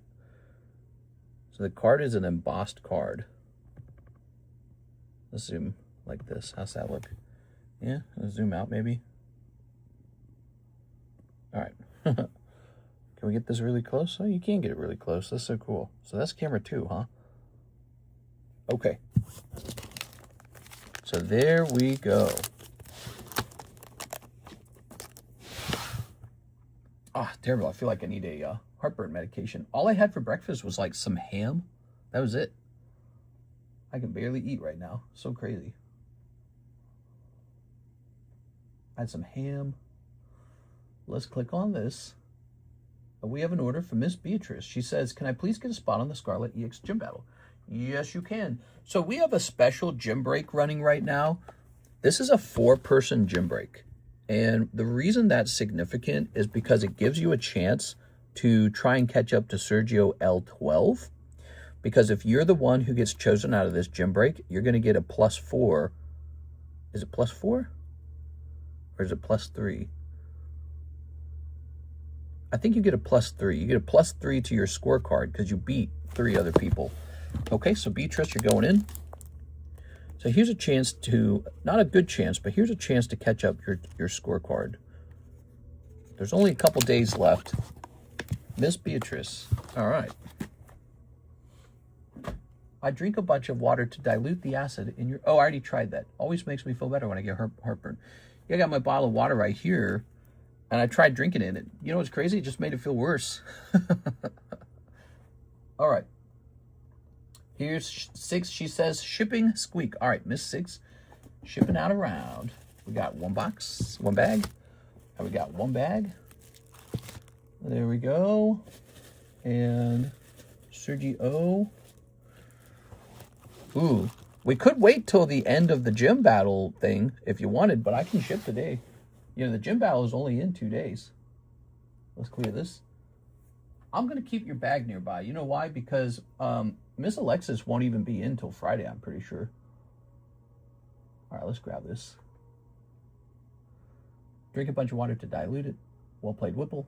Did Whipple go here? Go Bunko pricey. GA Bunko pricey, that's right. GA Bunko is very pricey. Miss 6 mentioned something about it. She said that apparently there's like a signature in every other box. I don't know if that's true. We haven't witnessed it. But that is the actual price pack we're running with. And our boxes are not loose boxes. They are the very first box out of a freshly unsealed case. Yep, it is a premium. I priced it the exact same way I always priced it. I don't know anything about the set. I don't know anything about GA Bunko. I didn't go, oh, this one gets a big special premium or something like that. It's just the exact same way we've always priced it. For whatever reason, the market has made that set really expensive. So something about the market, they know something about those cards. I don't. And I just priced it the way I always price it. We hit 68. Nice. We're going to get that giveaway going. All right, 6. So we've got this set up. And I'm going to hit... Well, we're going to wait for it for a second.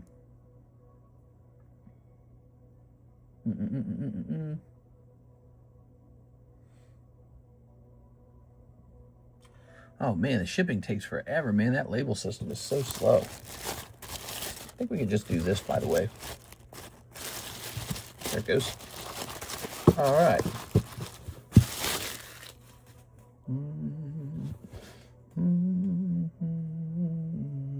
Can't believe Joshua Whipple just got that box for 40. He didn't even buy 2 spots. He bought 1 spot. I feel like that's so typical. It happens all the time. There's always somebody who bought like 1 spot. And you'll have a bunch of other people buy like 2 or 3 or 4 or 5 spots, and then one guy will get it on 1 spot. I feel like I see that so often. It's so dramatic. It's easier to remember. Wow, this label is so slow, man. I don't know why that's so slow. So we have a new 1-piece break running. Let's show off some of those other breaks.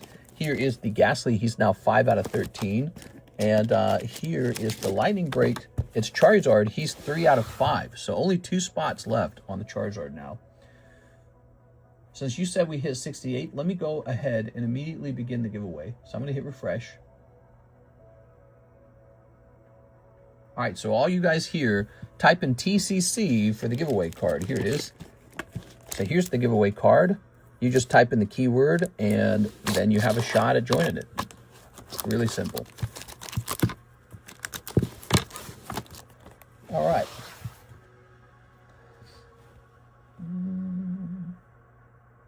Yeah, the excitement leading up to the a booster box being done or something like that, or a big break being done. There's so much excitement.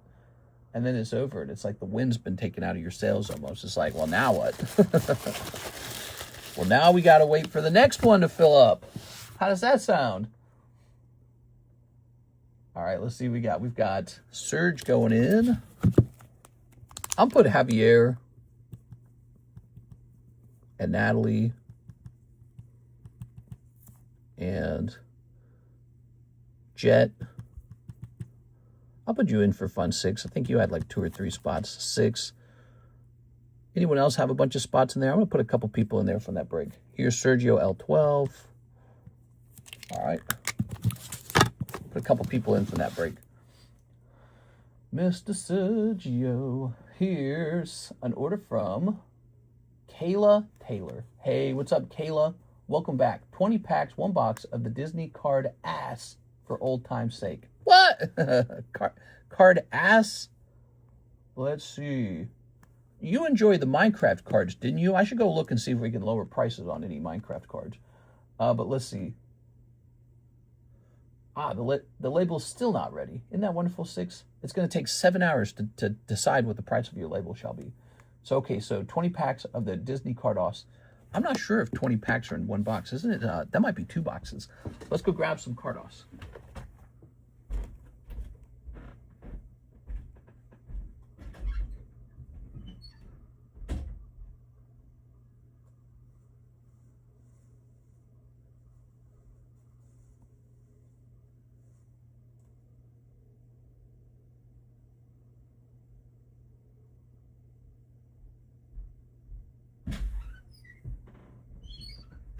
Aha!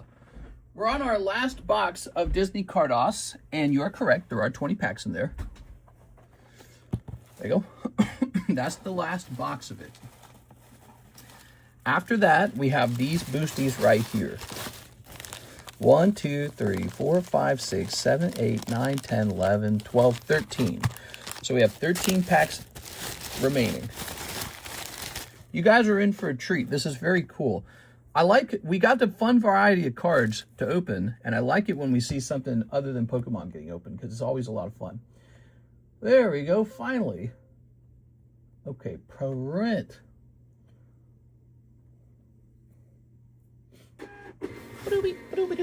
All right. I know we checked the Minecraft hobby box prices the other day, and those were fine. Sorry. Karis and I are talking once again a lot about moving. So we're thinking about starting to liquidate stuff that we don't want to have to pick up and box and all that other stuff. Plus saving up. So, you know, when you want to move, the thought of getting rid of all your stuff starts to sound appealing.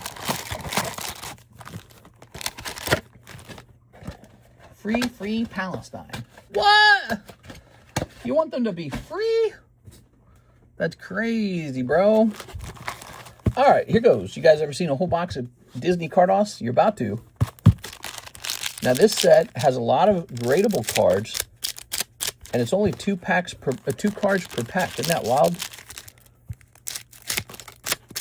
This is Bandai's Cardos, and they print a lot of different things. Like, Bandai is responsible for those quest stickers. You know, the quest stickers, like the Diglett you've seen up here on the table. So he might be right next to me. Hold on, let me pull him up. Where'd he go? Here he is. So check this out. See, it says Cardos on it, on the label. You see that right there, Cardos. So you know it's Bandai Namco. And you can see it's like a smaller card. So that's what she's about to open. Of course, the Cardos Diglett's incredibly rare. People are calling it Minecraft Pokemon because it's square. Now check that out. Okay, Princess and the Frog. If you just take this. Oh, look, it's even actually a little bigger than the Diglett. So the Diglett's even smaller. That's so interesting. Huh, they did use a Cardos-sized holder, but the Diglett's even smaller than a typical Cardos. Fascinating. All right. I don't think I'm going to sleeve every one of these. I'm going to sleeve the ones that I think are best. All right, we've got these people. Ah, yeah, like this one right here. See this Star Wars card? Ooh, I just blinded myself. It's so holographic. It's like a mirror. It's really crazy. I've graded a bunch of these and sold them. There Here's this guy. You'll notice I don't have any left because they all sold. Okay, we got a little Snow White holo. I bought my first Quest sticker card yesterday. Yeah, was it already graded? What did it cost? Like a arm and a leg? Quest sticker is weirdly expensive. We don't know why. It just is. Don't question it. Here's Faith, Trust, and Pixie Dust. Oswald, the Lucky Rabbit. So Disney originally made Oswald to be the mascot for Disney, and it didn't really catch on. Mickey Mouse caught on. All right. Here's some of these guys. Here's A Whole New World. A whole new world. All right. Again, there's 13 packs of this remaining, and then we're sold out. And we're not restocking it. This PSA 10 Mewtwo guy was asking $1,000, but he took a $500 offer. Oh, that's crazy. Ooh, look at that. Now, this is one of my favorites. Mickey Mouse and old Donald Duck dancing. All right, that's cool, man. All right. He took half off. That's crazy. Usually people don't accept that. Okay. He must have been desperate to get rid of it. Here's... Yeah, he's like, yeah. Take this card from me. Here's Baby Yoda. All right, Baby Yoda. He's kind of popular. I like Oswald better. There you go. Here's Iron Man, the man made out of iron. I'm stoked I got the kitty from Aristocrats. Oh, that was in this one, wasn't it? Hold on, wait a second. Where'd he go? Where'd the kitty go? Is it in this one? I'll put it in a sleeve for you if you want.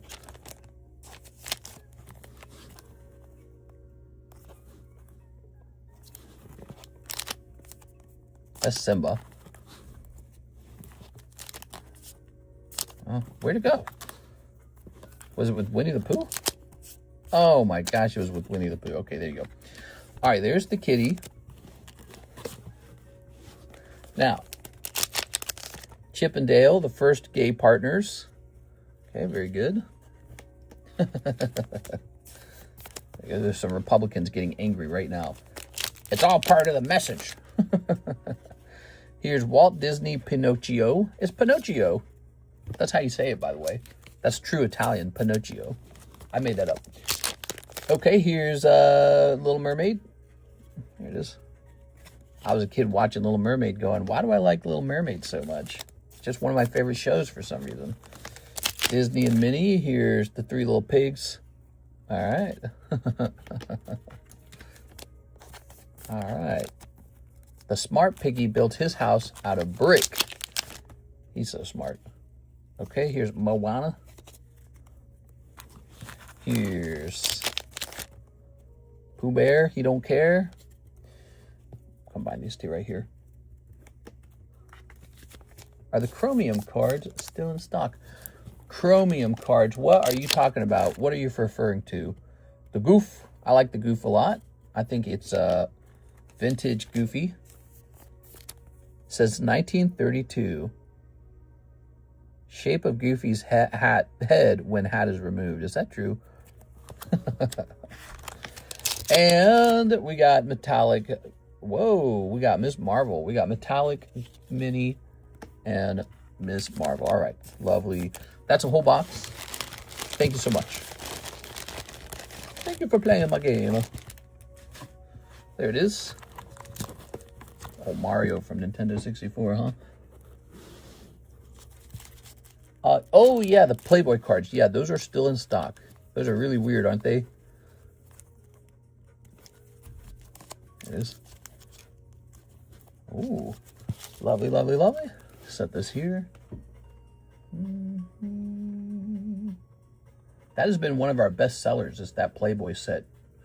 Let's grab your fresh bag. Look at you. You've already got a fat bag. In one order, you got a fat bag. There you go. So here are my thoughts on your order. You didn't pull the Steamboat Willie. He's the best one. The Steamboat Willie is the chase card. We got 13 packs left for anyone that still wants to chase after him, and then that set's out of here. Okay. Oh, you know what we like to do now, Miss Kayla? We got a new trick. We like to put your name at the top of the bag, which makes it easier to read amongst other bags. So we're going to grab this. We're going to say Kayla. It only took me 7 years to come up with this trick. PokeRev has better hair. What? Hell no. No, he doesn't. My hair is elite. I went to Turkey this year. I got the best hair. I only had to pay $10,000 for it. Here's Garrett Nadal, Luffy break, Ghastly break, Top Sard break. All right, he just ordered 3 breaks. Garrett's jumping in, guys. People are remembering the table breaks are pretty good.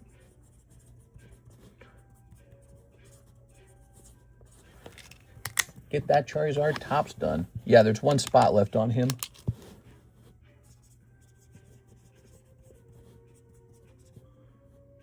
Okay. Really, the Charizard should have just gone into the Poke Shuffles. There's no reason he needed to be a break.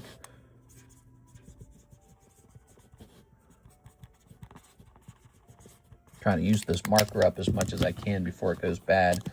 So this just goes back here. That becomes spot number 6 out of 13. Vintage Neo Ghastly First Edition takes forward. Here we have the foil Charizard. He goes to 4 out of 5. There's 1 spot remaining. And then the third one is the new Luffy break. So Luffy break. This one might be pretty popular. He's just really pretty. I actually like him myself. It's the colors red and black and white. 3 colors I really enjoy. They're so dramatic and passionate. Like my love for collecting. Here we are. All right. Very good. I think we can zoom in on those a little bit even. Good. What's next?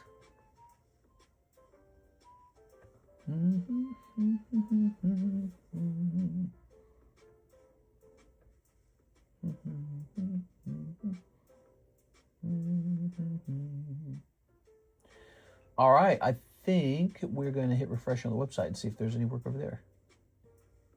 Aha, the website has a Mark Kaplan order, and it says, Mr. Mark, Heatwave Arena ×4 and Terra Festival ×1. Terra Festival. Do I need a new bag of the Terra Festival? Part of me says I need a new bag of it. All right, so let me get you 4 heat waves.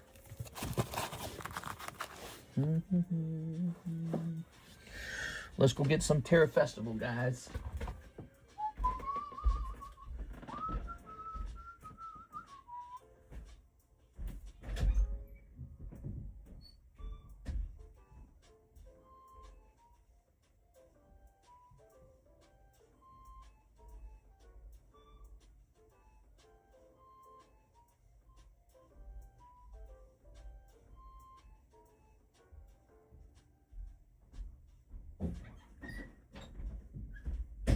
All right, here we are.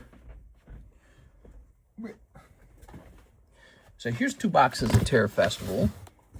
By the way, has this set gone up? Looks like you're paying a whopping $16 per pack. That's already really expensive. I asked these questions because I'm supposed to ask these questions. Terra Festival, huh? You don't want to be the last person to know that they've gone up, you know? It looks like we were needing a fresh bag of the Terra Festival. I don't see any down here. Yeah, it looks like we needed a fresh bag. Let's get it. Just sent a good card, a good order. Haven't seen anyone open Merlin 2 in a while. Ooh, Merlin 2s are pricey because they have a chance for an extremely valuable holographic Charizard. And if that card grades 10, he might be somewhere between $2,000 and $4,000. That's why you see that set costs a lot more. Merlin 1 doesn't have a holographic Charizard, but it does have 3 non-holo Charizards. It also has that nice Gengar. There.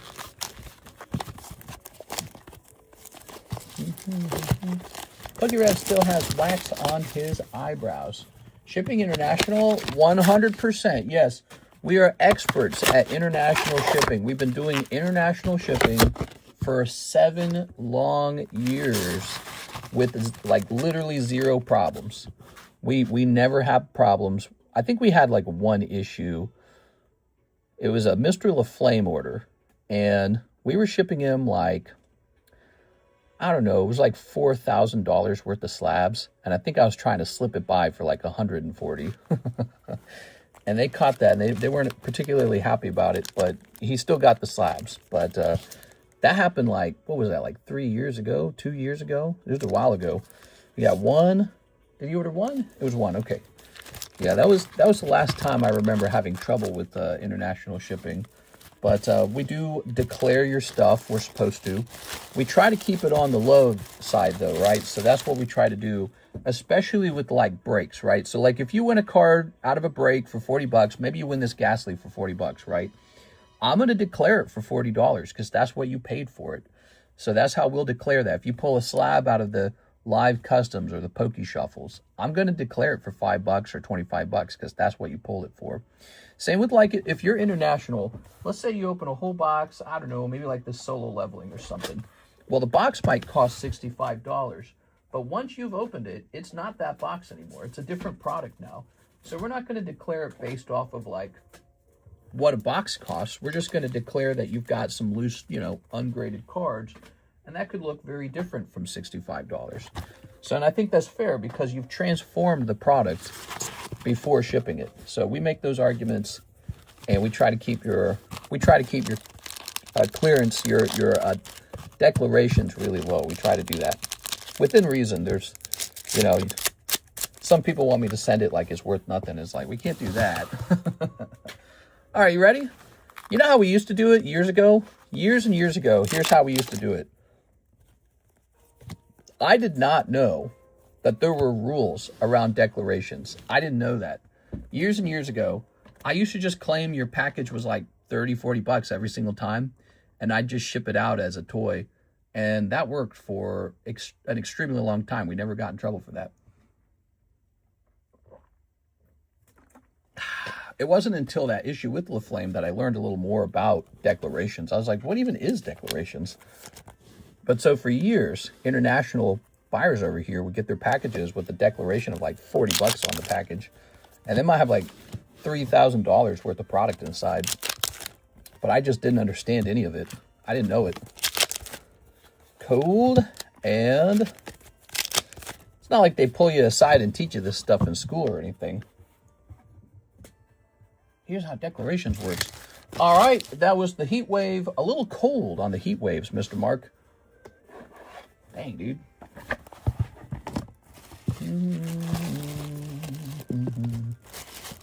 All right, and all right. Very good. Just sent a good order, mister. Haven't seen anyone open up Merlin 2. Right, I need to get to, get to that one. Ooh, my light's blinking. My closet light's going out. All right, so that's nice. Let's see. Yeah, so like if you open up, let's say you open up $300 over time of Playboy cards, and you open all of them, we're not going to declare them for $300 because once they're open, they're not worth the same amount anymore. You know, it's really just all about the trump card, isn't it? So you got to pull a good trump card for it to get a good declaration. Here's David Morey's 1 Merlin 2-pack and 2 trump packs. All right, you got it. So that's these. All right. And 1 Merlin 2. So here's the Merlins. Ta-da! 30 pence. Look, this is 30p. 30p? Let's start. I tell you what, let's save the best for last. Let's start with these over here. I'm so sour to how school didn't teach us anything to do with being successful. Yeah, it's, you know, maybe it made sense that schools weren't super clever in the past, but we're in the future now with like the internet, the power of the internet, cell phones. And what bothers me is how much money they still charge us tax-wise to pay for all the public school systems. But our school scores are so bad, and students don't really walk out with the knowledge on how to become a millionaire. They just kind of walk out knowing a lot of useless stuff that they're not passionate about, that they're going to quickly forget. So that is the problem today. Education needs to be focused on, like laser focused, on giving students the exact skills they need to become millionaires. That is the goal of education. It's the goal of education in the past was maybe more about being cultured, like knowing Shakespeare. But nowadays, with the power of the internet, you don't need that as much. If somebody wants to know about Shakespeare, there's like 1,000 videos breaking Shakespeare down for free on YouTube. So you can go learn Shakespeare. You can go learn physics. You can learn chemistry. You can learn math. There's like 1 million videos that'll teach you that stuff for free. So why charge us so much taxes to force kids that have no passion in those subjects to learn them, just to get bad grades and push their grade point average down, and then they never get a job in those fields? It's a very inefficient system. Probably the real reason that that system doesn't fall apart is because it is a socialist institution. Education is a socialist institution where a lot of teachers and administrators and other people are all depending on the taxpayer dollars to keep funding their jobs. So they tell you, think about the children, think about the children, think about the children, and then you pay a bunch of taxes, and that tax money teaches your kids something they don't want to know. They're never going to get a job in that field, ever. And it's just a big wasteful system. So we spend like $20 trillion on education, and no one learns anything they want to know. Some kids do, actually. Some kids are pure academic types. Other kids, they acquire the exact skills they need for a job. That's when education does its best. And I think we just need like a sleeker, smarter version of the education system today. Like, I love the, there's an example. Look at this Topps pack. Let's focus on this. Ready? What do we got?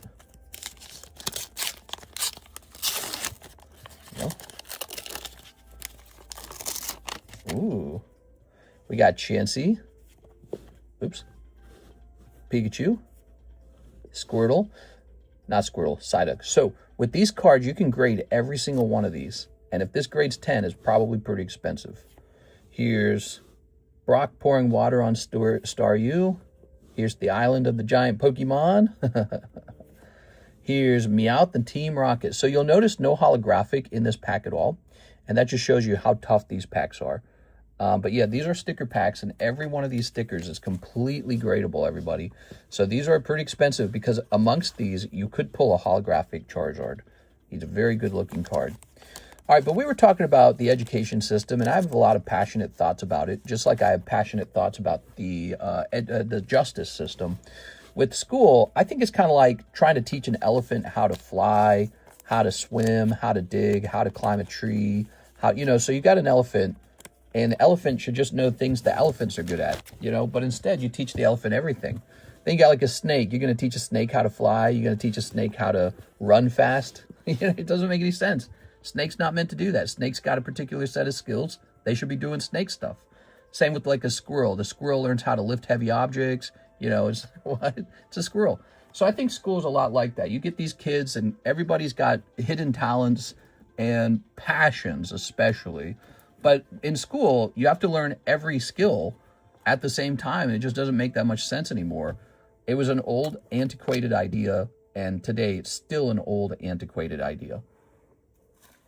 The idea that you have to learn everything. Nobody really operates that in real life. In real life, outside of school, you only learn the things you actually love. And then you only work on the things that you love. Like, think about how fast you absorb information from a video game you're enjoying. You absorb the information so fast, you remember it so easily, and you apply it so quickly. So when you're working on something you care about, you actually learn it effortlessly. You learn it deeply. You become skilled at it. And then, you express that skill in the video game. In the real world, when you have to learn something boring that you have no clue about, you just don't love it, you never will love it, and then you have to go spend like 20 hours in school on it, it's like, it's almost like torture. It's like a form of punishment. Like, go learn this thing that you're never going to use, you're never going to love, and if you fail at it, by the way, it'll ruin the grade point average for the things that you do love. So I think that that's a very antiquated system that has to be done away with. But the problem with getting rid of a system like that is the most unpopular subjects will no longer get funded. What then? A bunch of teachers lose their jobs. All right, Darwin Morales, his bags are split up now. You know what that means? It means next time that guy ships, I'm probably going to miss that extra bag, I bet. But it's because the boxes are full, and he's got 4 bags, and he hasn't shipped yet. And he's got bags from like almost a year ago. He's got old bags. He needs to ship. All right, let's see. Homeschooling's the way. Yeah, I homeschooled and learned nothing. I learned nothing from homeschooling, and I'm a millionaire today. Turned out high school did not make my colleagues millionaires, and homeschooling didn't stop me from being a millionaire. Here's Mr. JC. 1 box of solo leveling 3. All right. And a spot in the Luffy break. All right. Now, I know what you guys might think. You might say, well, you're a special case. You went onto YouTube and succeeded on YouTube. Hold up. I learned nothing in homeschooling and still finished a computer science degree.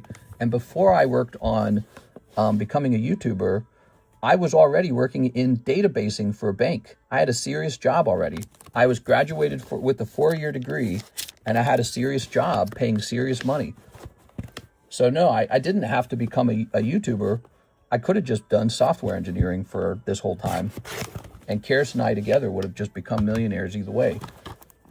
So my lack of education in my high school years didn't stop me from succeeding in high school, didn't stop me from succeeding in college. Turns out adults can just learn stuff. You don't need like 20 years of education before you go to college. You can just open a book and learn stuff if you really want to know it. That's how it worked for me. I mean, I opened up all those math books for computer science. I didn't know any of that stuff. I didn't know calculus. I didn't know trigonometry. I didn't know the quadratic equation. I didn't know any of that stuff. I learned none of that, literally none of it. My parents taught me nothing. Homeschooling for me was like, go out in the garage and earn us money before we go broke, because we were so close to homelessness all the time. We were so close to not being able to pay our mortgage all the time. It was super stressful. Probably one of the reasons why my parents were so crazy was because we were always so close to failing. And so I didn't even open a math book. We had a math book, but I didn't open it. I went outside and worked all day. My mom didn't say a thing. She actually was happy I was doing it. She was like, she was comforted by the knowledge that I was going outside and earning the family money. So that was all, that was all good. I didn't learn a thing. Then I went to school for one of the most math-heavy degrees you can get. They actually grouped the computer science and the math students into the same degree, because the math students are required to take computer science, and the computer science students are required to pass the same math classes. And I got all the math classes done, because at the age of, how old was I? I think I was 24. At the age of 24, you can just go open math books and go learn all the same things you could have learned in high school. You can just learn them right then and there. You don't need like 20 years of practice before doing it. Here's Kaisel. But no one will tell you that except for me, because my life experience was so weird. My life experience was weird, so I can tell you that it's, it totally works. You can totally do that. You can skip mathematics through high school and still learn it perfectly fine in college. But everyone's been raised to believe that that's not how it works. Here's a cold one. Here's Igris. Ooh, very nice. So it's a very passionate subject for me. I had a very different experience. Here's a cold one. You learned how to read in homeschooling, though, probably better than anyone in school. Yeah, I guess. I mean, my parents did make me read a lot of books. So they made me read like The Hobbit. There was like a whole bunch of Westerns my dad made me read. There were some books, some classic literatures. So I sort of read them as part of my education, but actually a lot of it was just for leisure. You know, like Treasure Island, just classics like that. Moby Dick, and, you know, it goes on and on and on. You are. Actually, one of the good homeschooling subjects, I actually appreciated it. My parents were super religious, right? And when you homeschool your kids, you can teach them whatever you want. Well, since my mom was insanely Catholic, she made us read a bunch of writings from Pope John Paul II. And weirdly enough, that was really educational, because if you follow his way of thinking, you realize he's a really clever guy and he's very philosophical. And so reading these theological writings forces you also to start thinking about the world in a theological or ideological or philosophical way.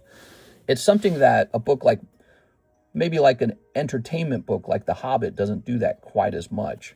He just goes straight into the philosophy, and you start to think about the world that way. You start to form opinions. So no big double star cards, no bikini babes this time. Let's grab your bag. Appreciate it, Mr. Jonathan. Yeah, so reading the Pope's writings as part of your education, it was like weirdly adult. Talks a lot about adult concepts. So you're learning adult ideas about the world very rapidly. And he's just smart. He's just smart and well-written, even if he's very religious. All right, what do we got next? We need a hot honey, babes. Hot honey. That's way more than I was forced to read in public school. Well, I didn't do any of the other stuff, though. So I had no, PE, no football, none of that stuff. I might have been quite good at it if I could have gone, because I was kind of athletic. And then I wasn't making a bunch of friends. I wasn't learning any science subjects at all. Hardly any math. Basic math. David Moraes. I'll try one more. Merlin 2. All right, there's a big order, guys. These Merlin 2 packs are expensive. Are you ready? So Merlin 2. I don't give these up easily because I'd rather open them and grade them. Any Italian brain rot cards? Here we go. You ready? I want to be the very best that somebody maybe was. All right. Come on, Charizard. If one of these grades 10 is probably worth a couple hundred. So we got the Team Rocket. Oh, you do get a holo in this one. Here's Ash and Pikachu. Here's Ash and Pikachu. Charmander, Char. Venusaur, and oh yeah, that's a good one. You got Bulbasaur. Look at that, man. All right, so to put this in perspective, he just pulled a holographic vintage Bulbasaur out of this Merlin pack. That's pretty interesting because these packs are kind of expensive. We could even host like a pack break on it almost. All right, so you're going to want to consider grading that one. If this grades 10 for you, and I know it has a shot because I've graded some cards from these boxes and they have graded 10. If this grades 10, I would bet this card is worth like maybe $600 even. And you still have all these. All right. So this is serious business, and that's why I'm not in a rush to get rid of them. Like, look, there's a nice Venusaur. Here's a nice Charmander. I put in shipping plus custom order request through site. All right. Custom order request. You got it. I think that's Mr. Mark. Grab these. What time is it? 5:41. We started a little bit late today. I apologize for that, but that also means we got to finish a little early. So I was thinking of calling the Fanboy Cards Velvet Idols. Oh, you're getting all serious about it. Listen to you. All right. If you actually designed a Fanboy card set that took off somehow, you could be a millionaire. Because honestly, there's so much opportunity in the world, but you usually have to be willing to do something no one else is doing yet. All right. Here's Miss Kayla. Okay, fine. I'll take the rest of the Disney ass packs. Disney card ass. Here it is. Let's go ahead and remove this from the menu real fast. So this is officially sold out. We're heading over to the expanded menu. Under Disney, we have Cardos Disney, and that is gone. We still have Weiss Disney Blau, which is a lot of fun. Some big cards in there, guys. Weiss Disney Blau. But we're officially sold out of Cardos Disney. You know, I bought these a really long time ago, the Cardos Disney. I bought so many cases of them. It took a long time to sell out.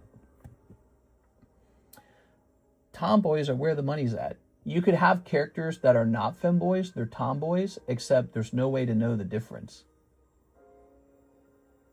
All right, let's see. So you have to, when you're opening the cards, you'll have to wonder, am I attracted to a girl or a boy here? And it'll like mess with your head. You'll be like, oh crap. Oh, whew, that was a girl? Oh, okay, whew. Thank heavens. There we go. Mr. Mark's been waiting for a little while on some orders here. All right, this is Miss Kayla. I will invest heavily into the femboy cards. That one's a girl? Oh, thank God. There we go. Mom, Dad, I'm straight. There we go. The divorced dad's guy, he started a real card set. I think he's probably got a chance of becoming a millionaire if he manages to print enough of it and sell enough of it at a commercial rate. Tinkerbell. Tinkerbell's an interesting character from Peter Pan. The whole story of Peter Pan's really interesting. We are. Like, is Peter Pan the good guy or is he the bad guy?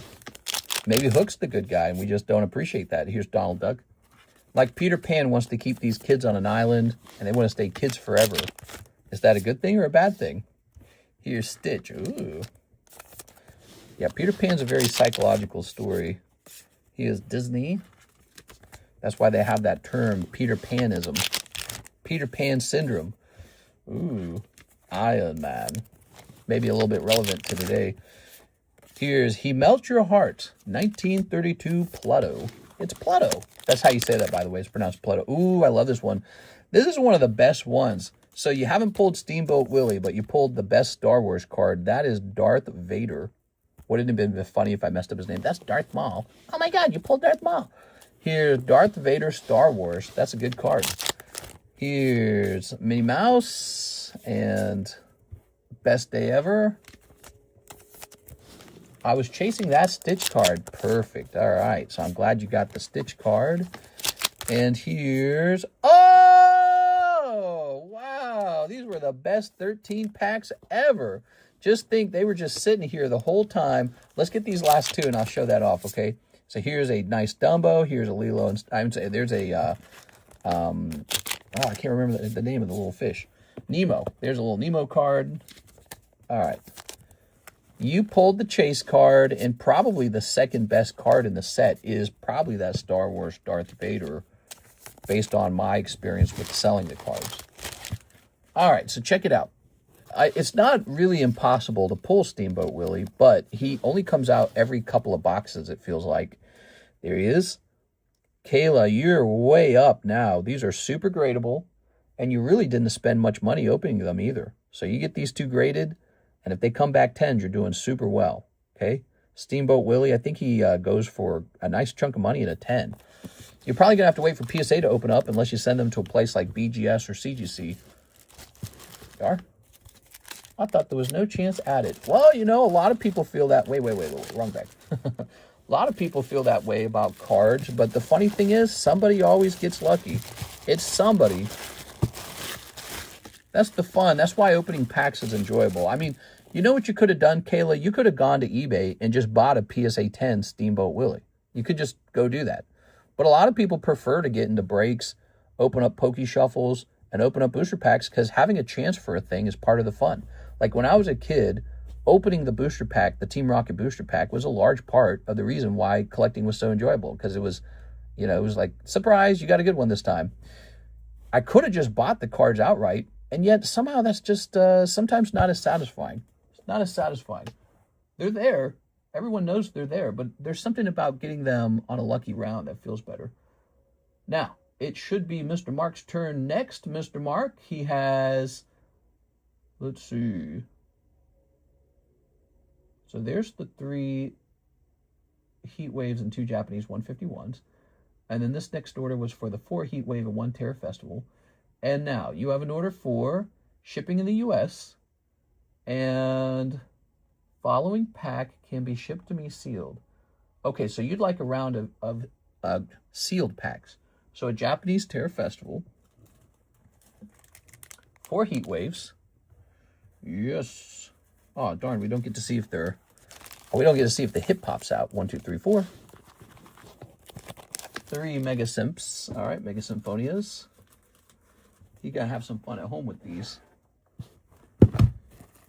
Now, Miss Alexis doesn't come in till Friday, so you will be waiting a while for these to actually go out because she was just here yesterday. So Friday's a long time from now. I can ask her to come in Wednesday. I don't know if she will, but I can ask her. And 2 Nihil Zeros.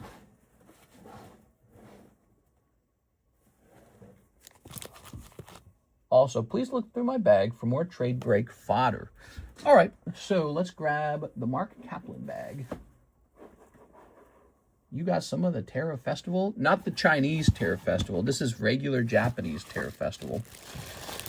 So, Mr. Mark, what do you got going on in here? We got some hollows. This is Mark, right? Yeah, that's Mark. Got some hollows. All right. You got this packet with the Psyduck in it. Why don't I pull that Psyduck out for you? He's kind of like a hit. He's not just any other hollow. That is a Psyduck, and it's a Love Ball. So you'll want to keep that one. Okay. Here's a Crustle. He's pretty stupid. Some EXs, maybe. Those are pretty stupid. You probably want to keep these Typhlosions. They look pretty nice. Maybe you don't want these two. Fezandippity, dippity-doo-dah, dippity-ay. You can have... All right. So there we go. We removed some stuff. How about $5 for that pile there? I mean, you can give me the Psyduck if you want to. I won't complain. All my troubles seem so far away. Yesterday, all my troubles seem so far away. All right. We're going to grab Mark over here. We have shipped you before. Very nice. Meow, meow, meow, meow, meow, meow, meow, meow, meow. We're going to lower the weight of this. Yes, sir. Wanted to make sure I kept the Love Ball. That's a good one. Mister, remember the Face Collide pack you gifted me at home? It had a full art. Did it really? Did it actually? Man, I swear that happens so often. I've heard of that happening before. Like somebody, I'll gift them a bonus pack because they had a tough round and it happens to have a good card in it. All right, so we'll just put this over here to be processed. Process him. All right. Print, please. Mr. Mark. Ooh, bird just flew by the window. All right. It was the Genesect. Ooh. You know, even though Genesect's not the most popular Pokemon, that's still probably worth a lot. Just because it's an XY era full art. So it's still a really cool thing. Here's Kabutops 9. The Gecko, the Trico, and Wigglytuff. Speaking of which, let's get you in there now, Mark.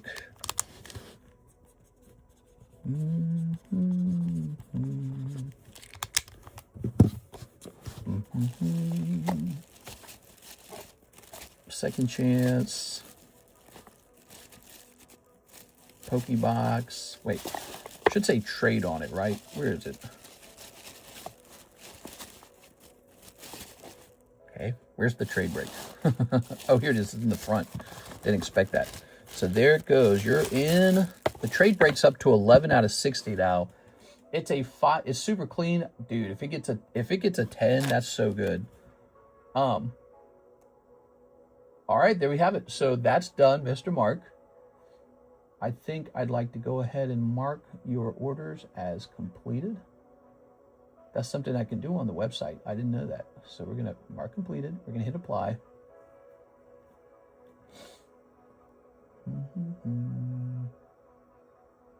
All right. So those are completed.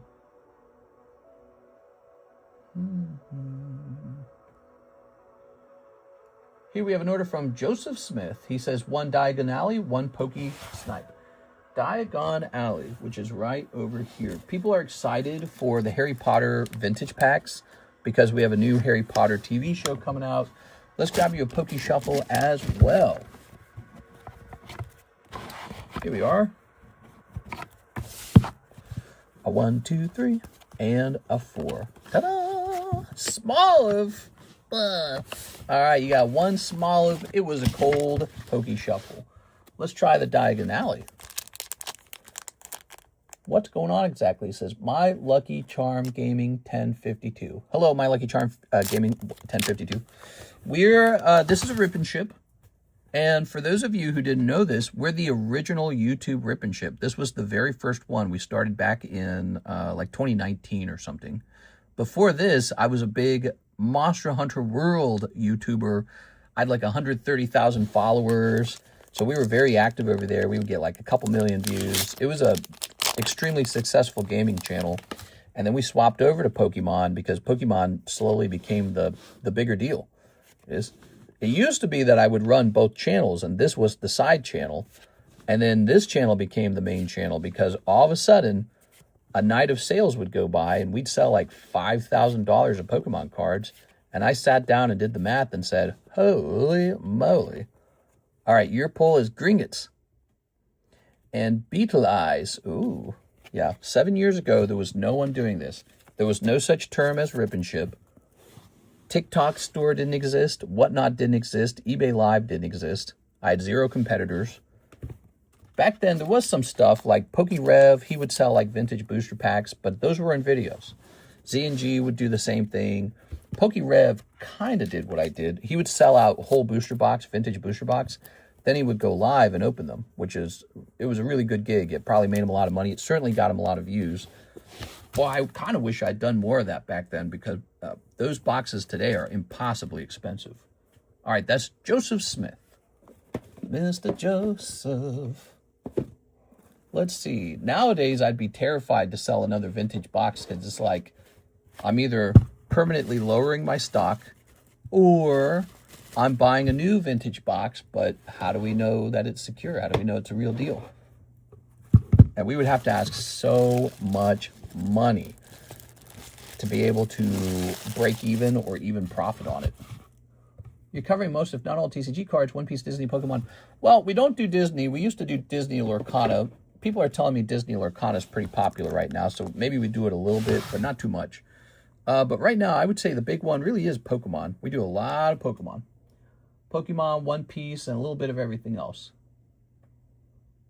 Not even One Piece as much. You know, I feel like One Piece has definitely slowed down. PokeRev should have held all his boxes. Maybe.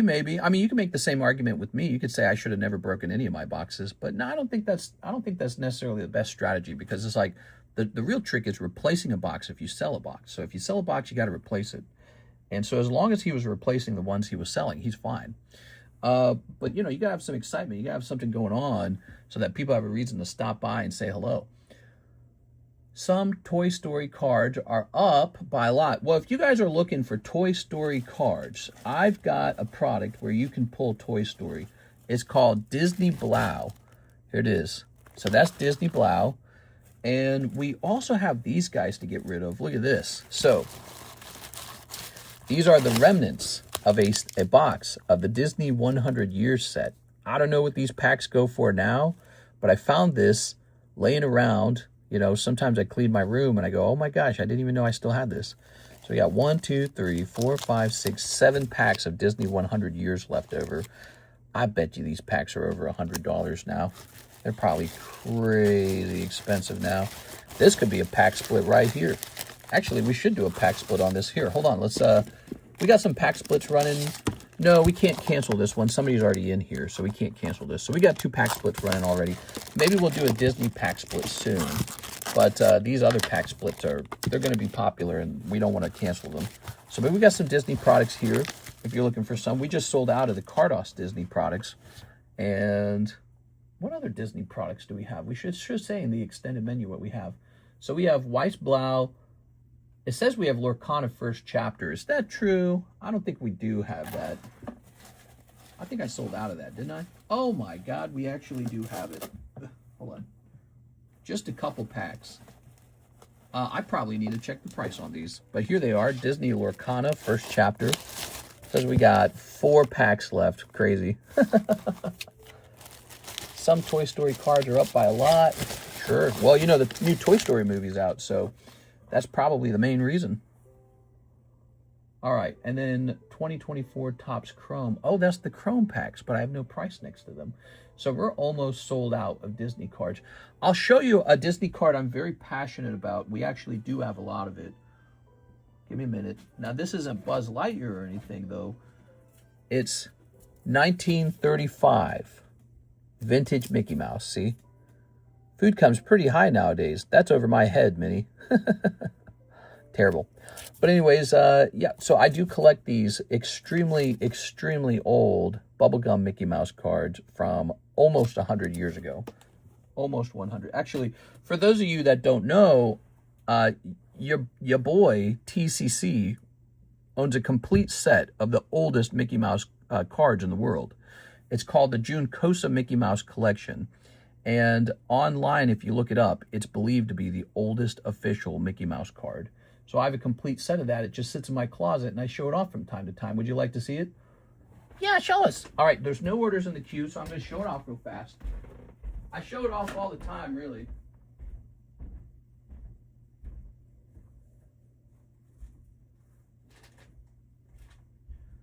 Obviously, there's a lot of cool modern Disney cards to go after, but these are the oldest vintage Mickey Mouse cards in existence. Nothing is older than these. Ready? Let me zoom out. All right, so here it is. I call these like museum grade cards because I do think these could go in a museum. The fact that they're like 100 years old is nuts. And here it is.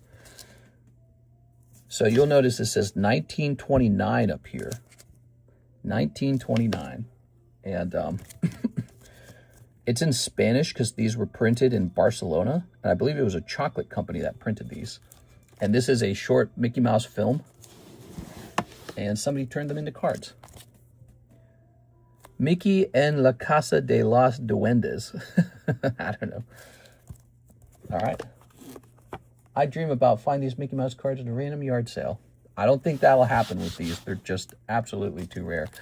Not only did I get the oldest complete collection of Mickey Mouse cards, I also own some of the highest grades for any of these cards. So look, that's a PSA 5. I have a PSA 5 1929 Mickey Mouse card. Like what? 1929, guys. And so you might not have seen these before. Some of them are better than others. Like, look, here's Mickey in a hallway. But look at this one. This is one of my very favorites. And it's in a very high PSA 6. See that? PSA 6, 1929. And here's Mickey scared of his own shadow. Crazy. There it is. And here's Mickey and the Ghoul. And here's another really good one. I like this one a lot. Here's Mickey and the Ghoul's like, go ahead and play that piano. Okay. Here's Mickey playing the piano. This one is part of the collection, but it's just, it's a skeleton, so it doesn't actually feature Mickey. And here's the maracas. Or maybe those are like xylophone and he's hitting his ribs. I don't know. Here they are dancing. Here's, I guess they're like in a bedroom, in a bed. I don't know. That looks like a ghost. That's the outhouse. They had outhouses back then. All right, and then here's Mickey running away for his life. He's like, I'm out of here. Pretty cool. Number 13, number 12, number 11, number 10, number 9, number 8. It kind of tells a story, you know? Like here he is playing music, and then I think all the skeletons come out and like dance or play music with them. So that's 8, that's 7.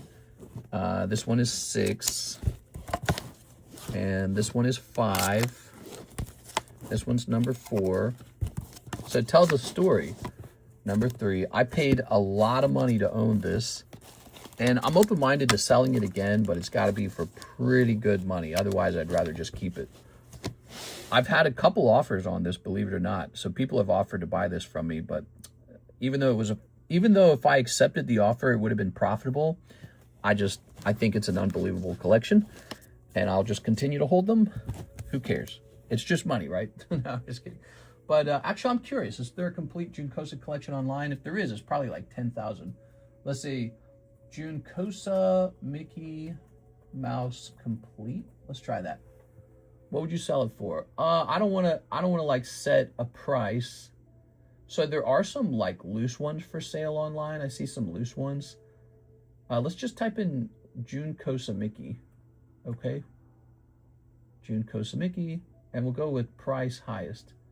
So you can find some of these online. Yeah, there's no complete collections for sale. Really cool. They're not, you know, they're not like $1 million or anything. Like Pokemon overshadows Mickey Mouse. Here's a near complete set that sold for $6K. Cool. Yeah, these were pretty expensive. The complete collection was pretty expensive. This is a complete collection, all graded at the same time. The certifications match. And not just that, the grades on these are so high. I got such good grades on these. All right, I'm going to put this away. So I have a very special collection of these here.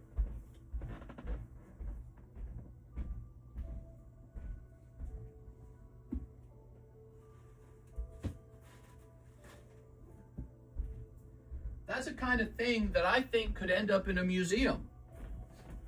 You know, I don't know how many complete sets of that exist. How many museums exist in the world? A lot.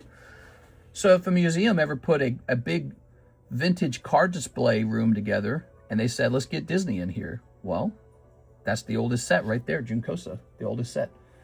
So that could be loaned out to a museum. It belongs in a museum. Who is Mikey Mouse? 20 more years in the vault.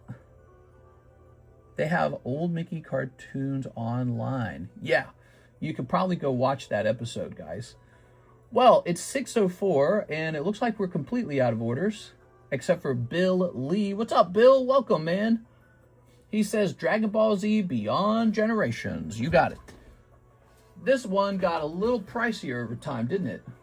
So you want Beyond Generations ×4.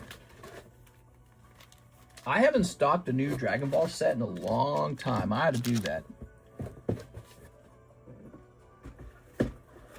Dragon Ball scares me a little bit. One last spot in the Zard. Here he is. We're pretty much out of time. But yes, he's very close. Wait, didn't somebody else order another spot in the Monkey D. Luffy? Did I not service that? I see Jesse Smith tried to send in an order on the website, and then the website said no. I don't know why it did that to you. Okay, so maybe not. Maybe I did it correct. All right, Bill Lee. Hey, what's up, Mr. Monster? I'm sending an order, says Jacob Chickering. Hey, what's up, Mr. Jacob? I have a real passion for collecting. I like it. I like finding rare things. I like things that look good. There we are. I also love hosting breaks for you guys. I love selling you things that make you happy. So it's a very good thing we got going on over here. So we got Shirudigard and Great Ape Son Gohan. All right. Here's Vegeta and Son Goku. Whoa. You'd be making much more if you had distribution.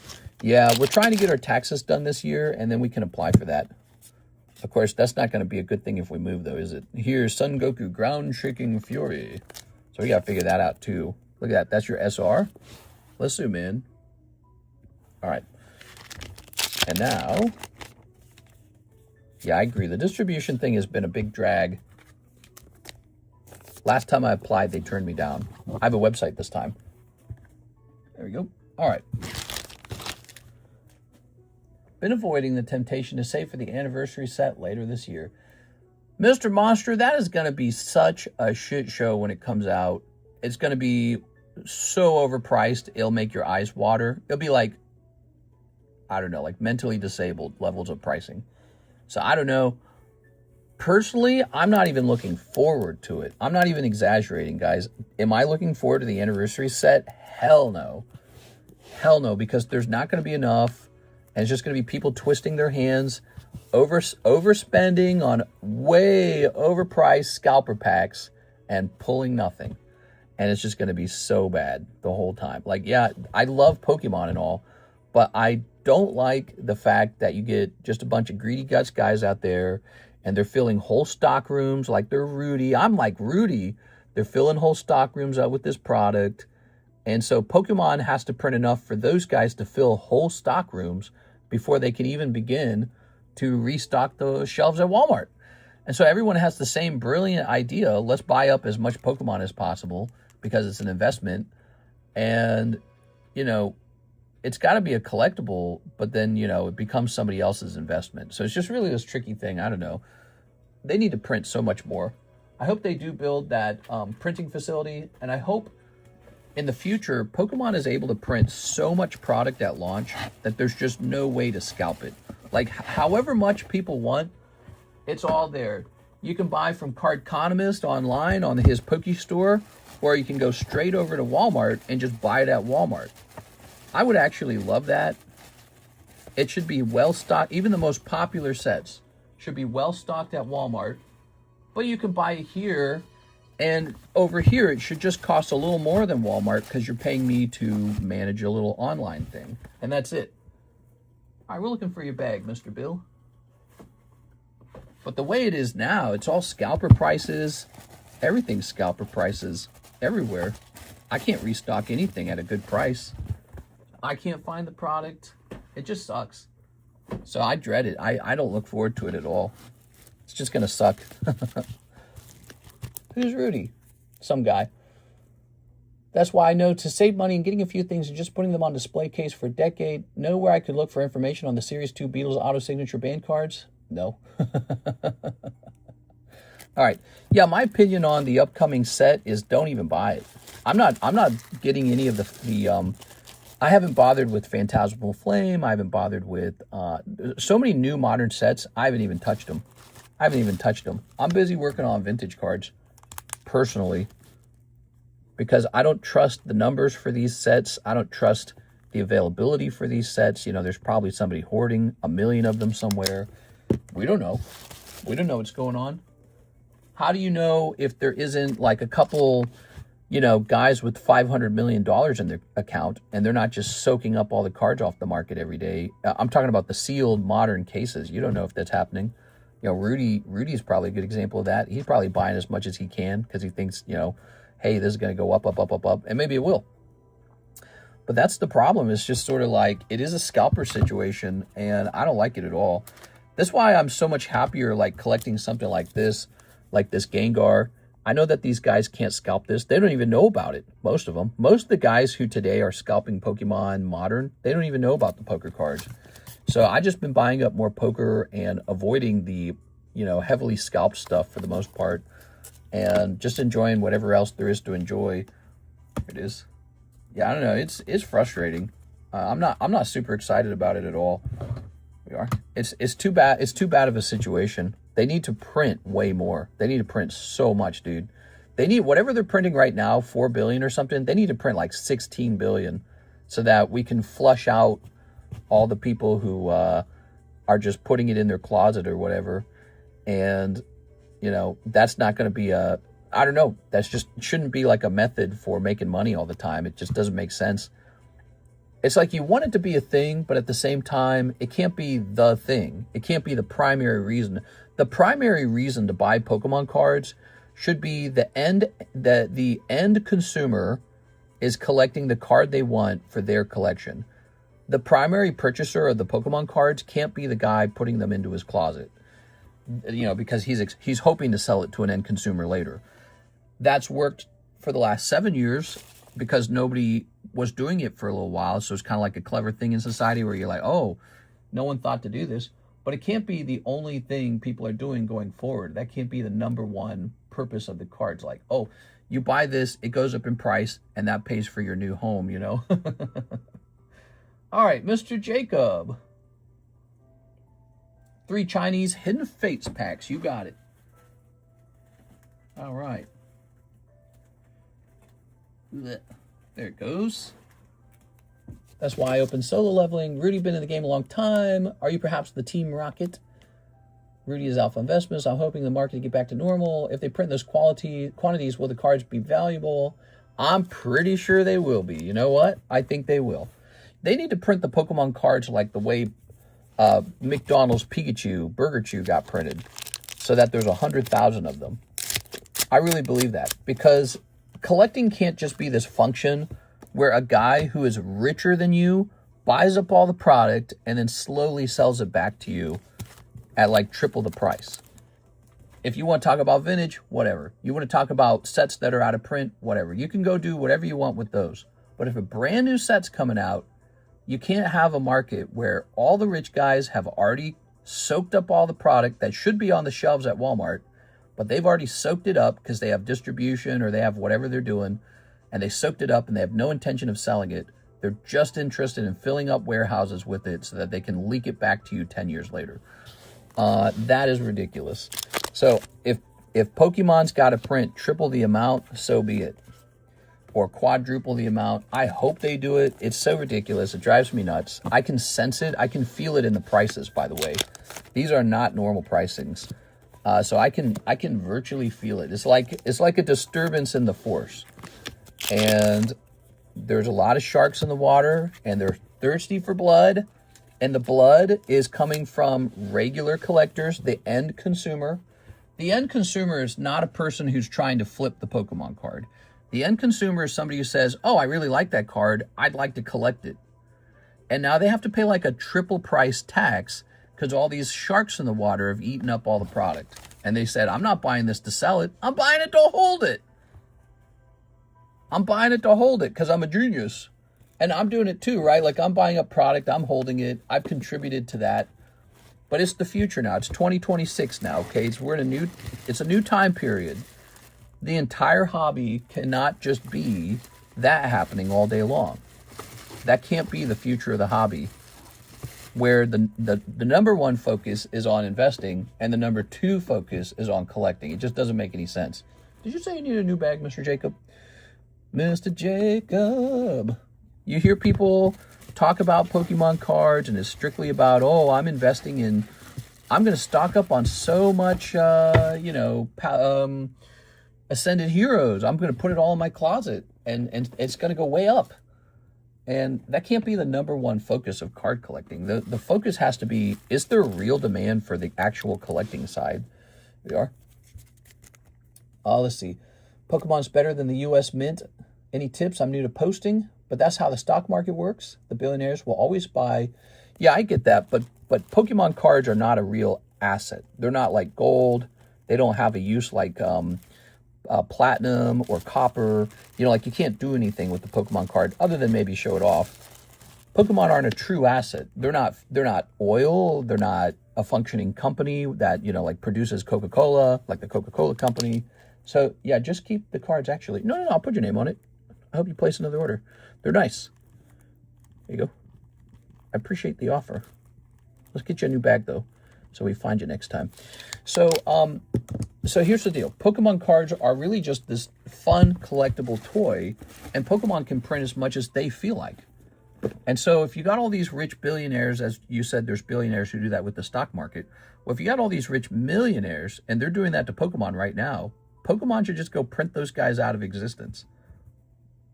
Because Pokemon doesn't exist to make those guys wealthy. Pokemon's supposed to be making the actual collectors a nice product that they can access. Instead, Pokemon's become like this heavily scalped thing, whether you think you're a scalper or not. I hate the word scalper. It's actually really annoying because it gets overused. But it's just really making a group of already wealthy guys a lot more wealthy as they hoard all the product and then kind of leak it back to you. So my hope is that Pokemon prints as much as possible and they open up lots more printing facilities. And then the product is just so cheap that it doesn't really make sense to hold on to it anymore. Right? So it shouldn't make you wealthier to hold on to the product than to sell it. It should make you more money to sell the product than to hold on to it. That's a problem right now. So they're not printing enough.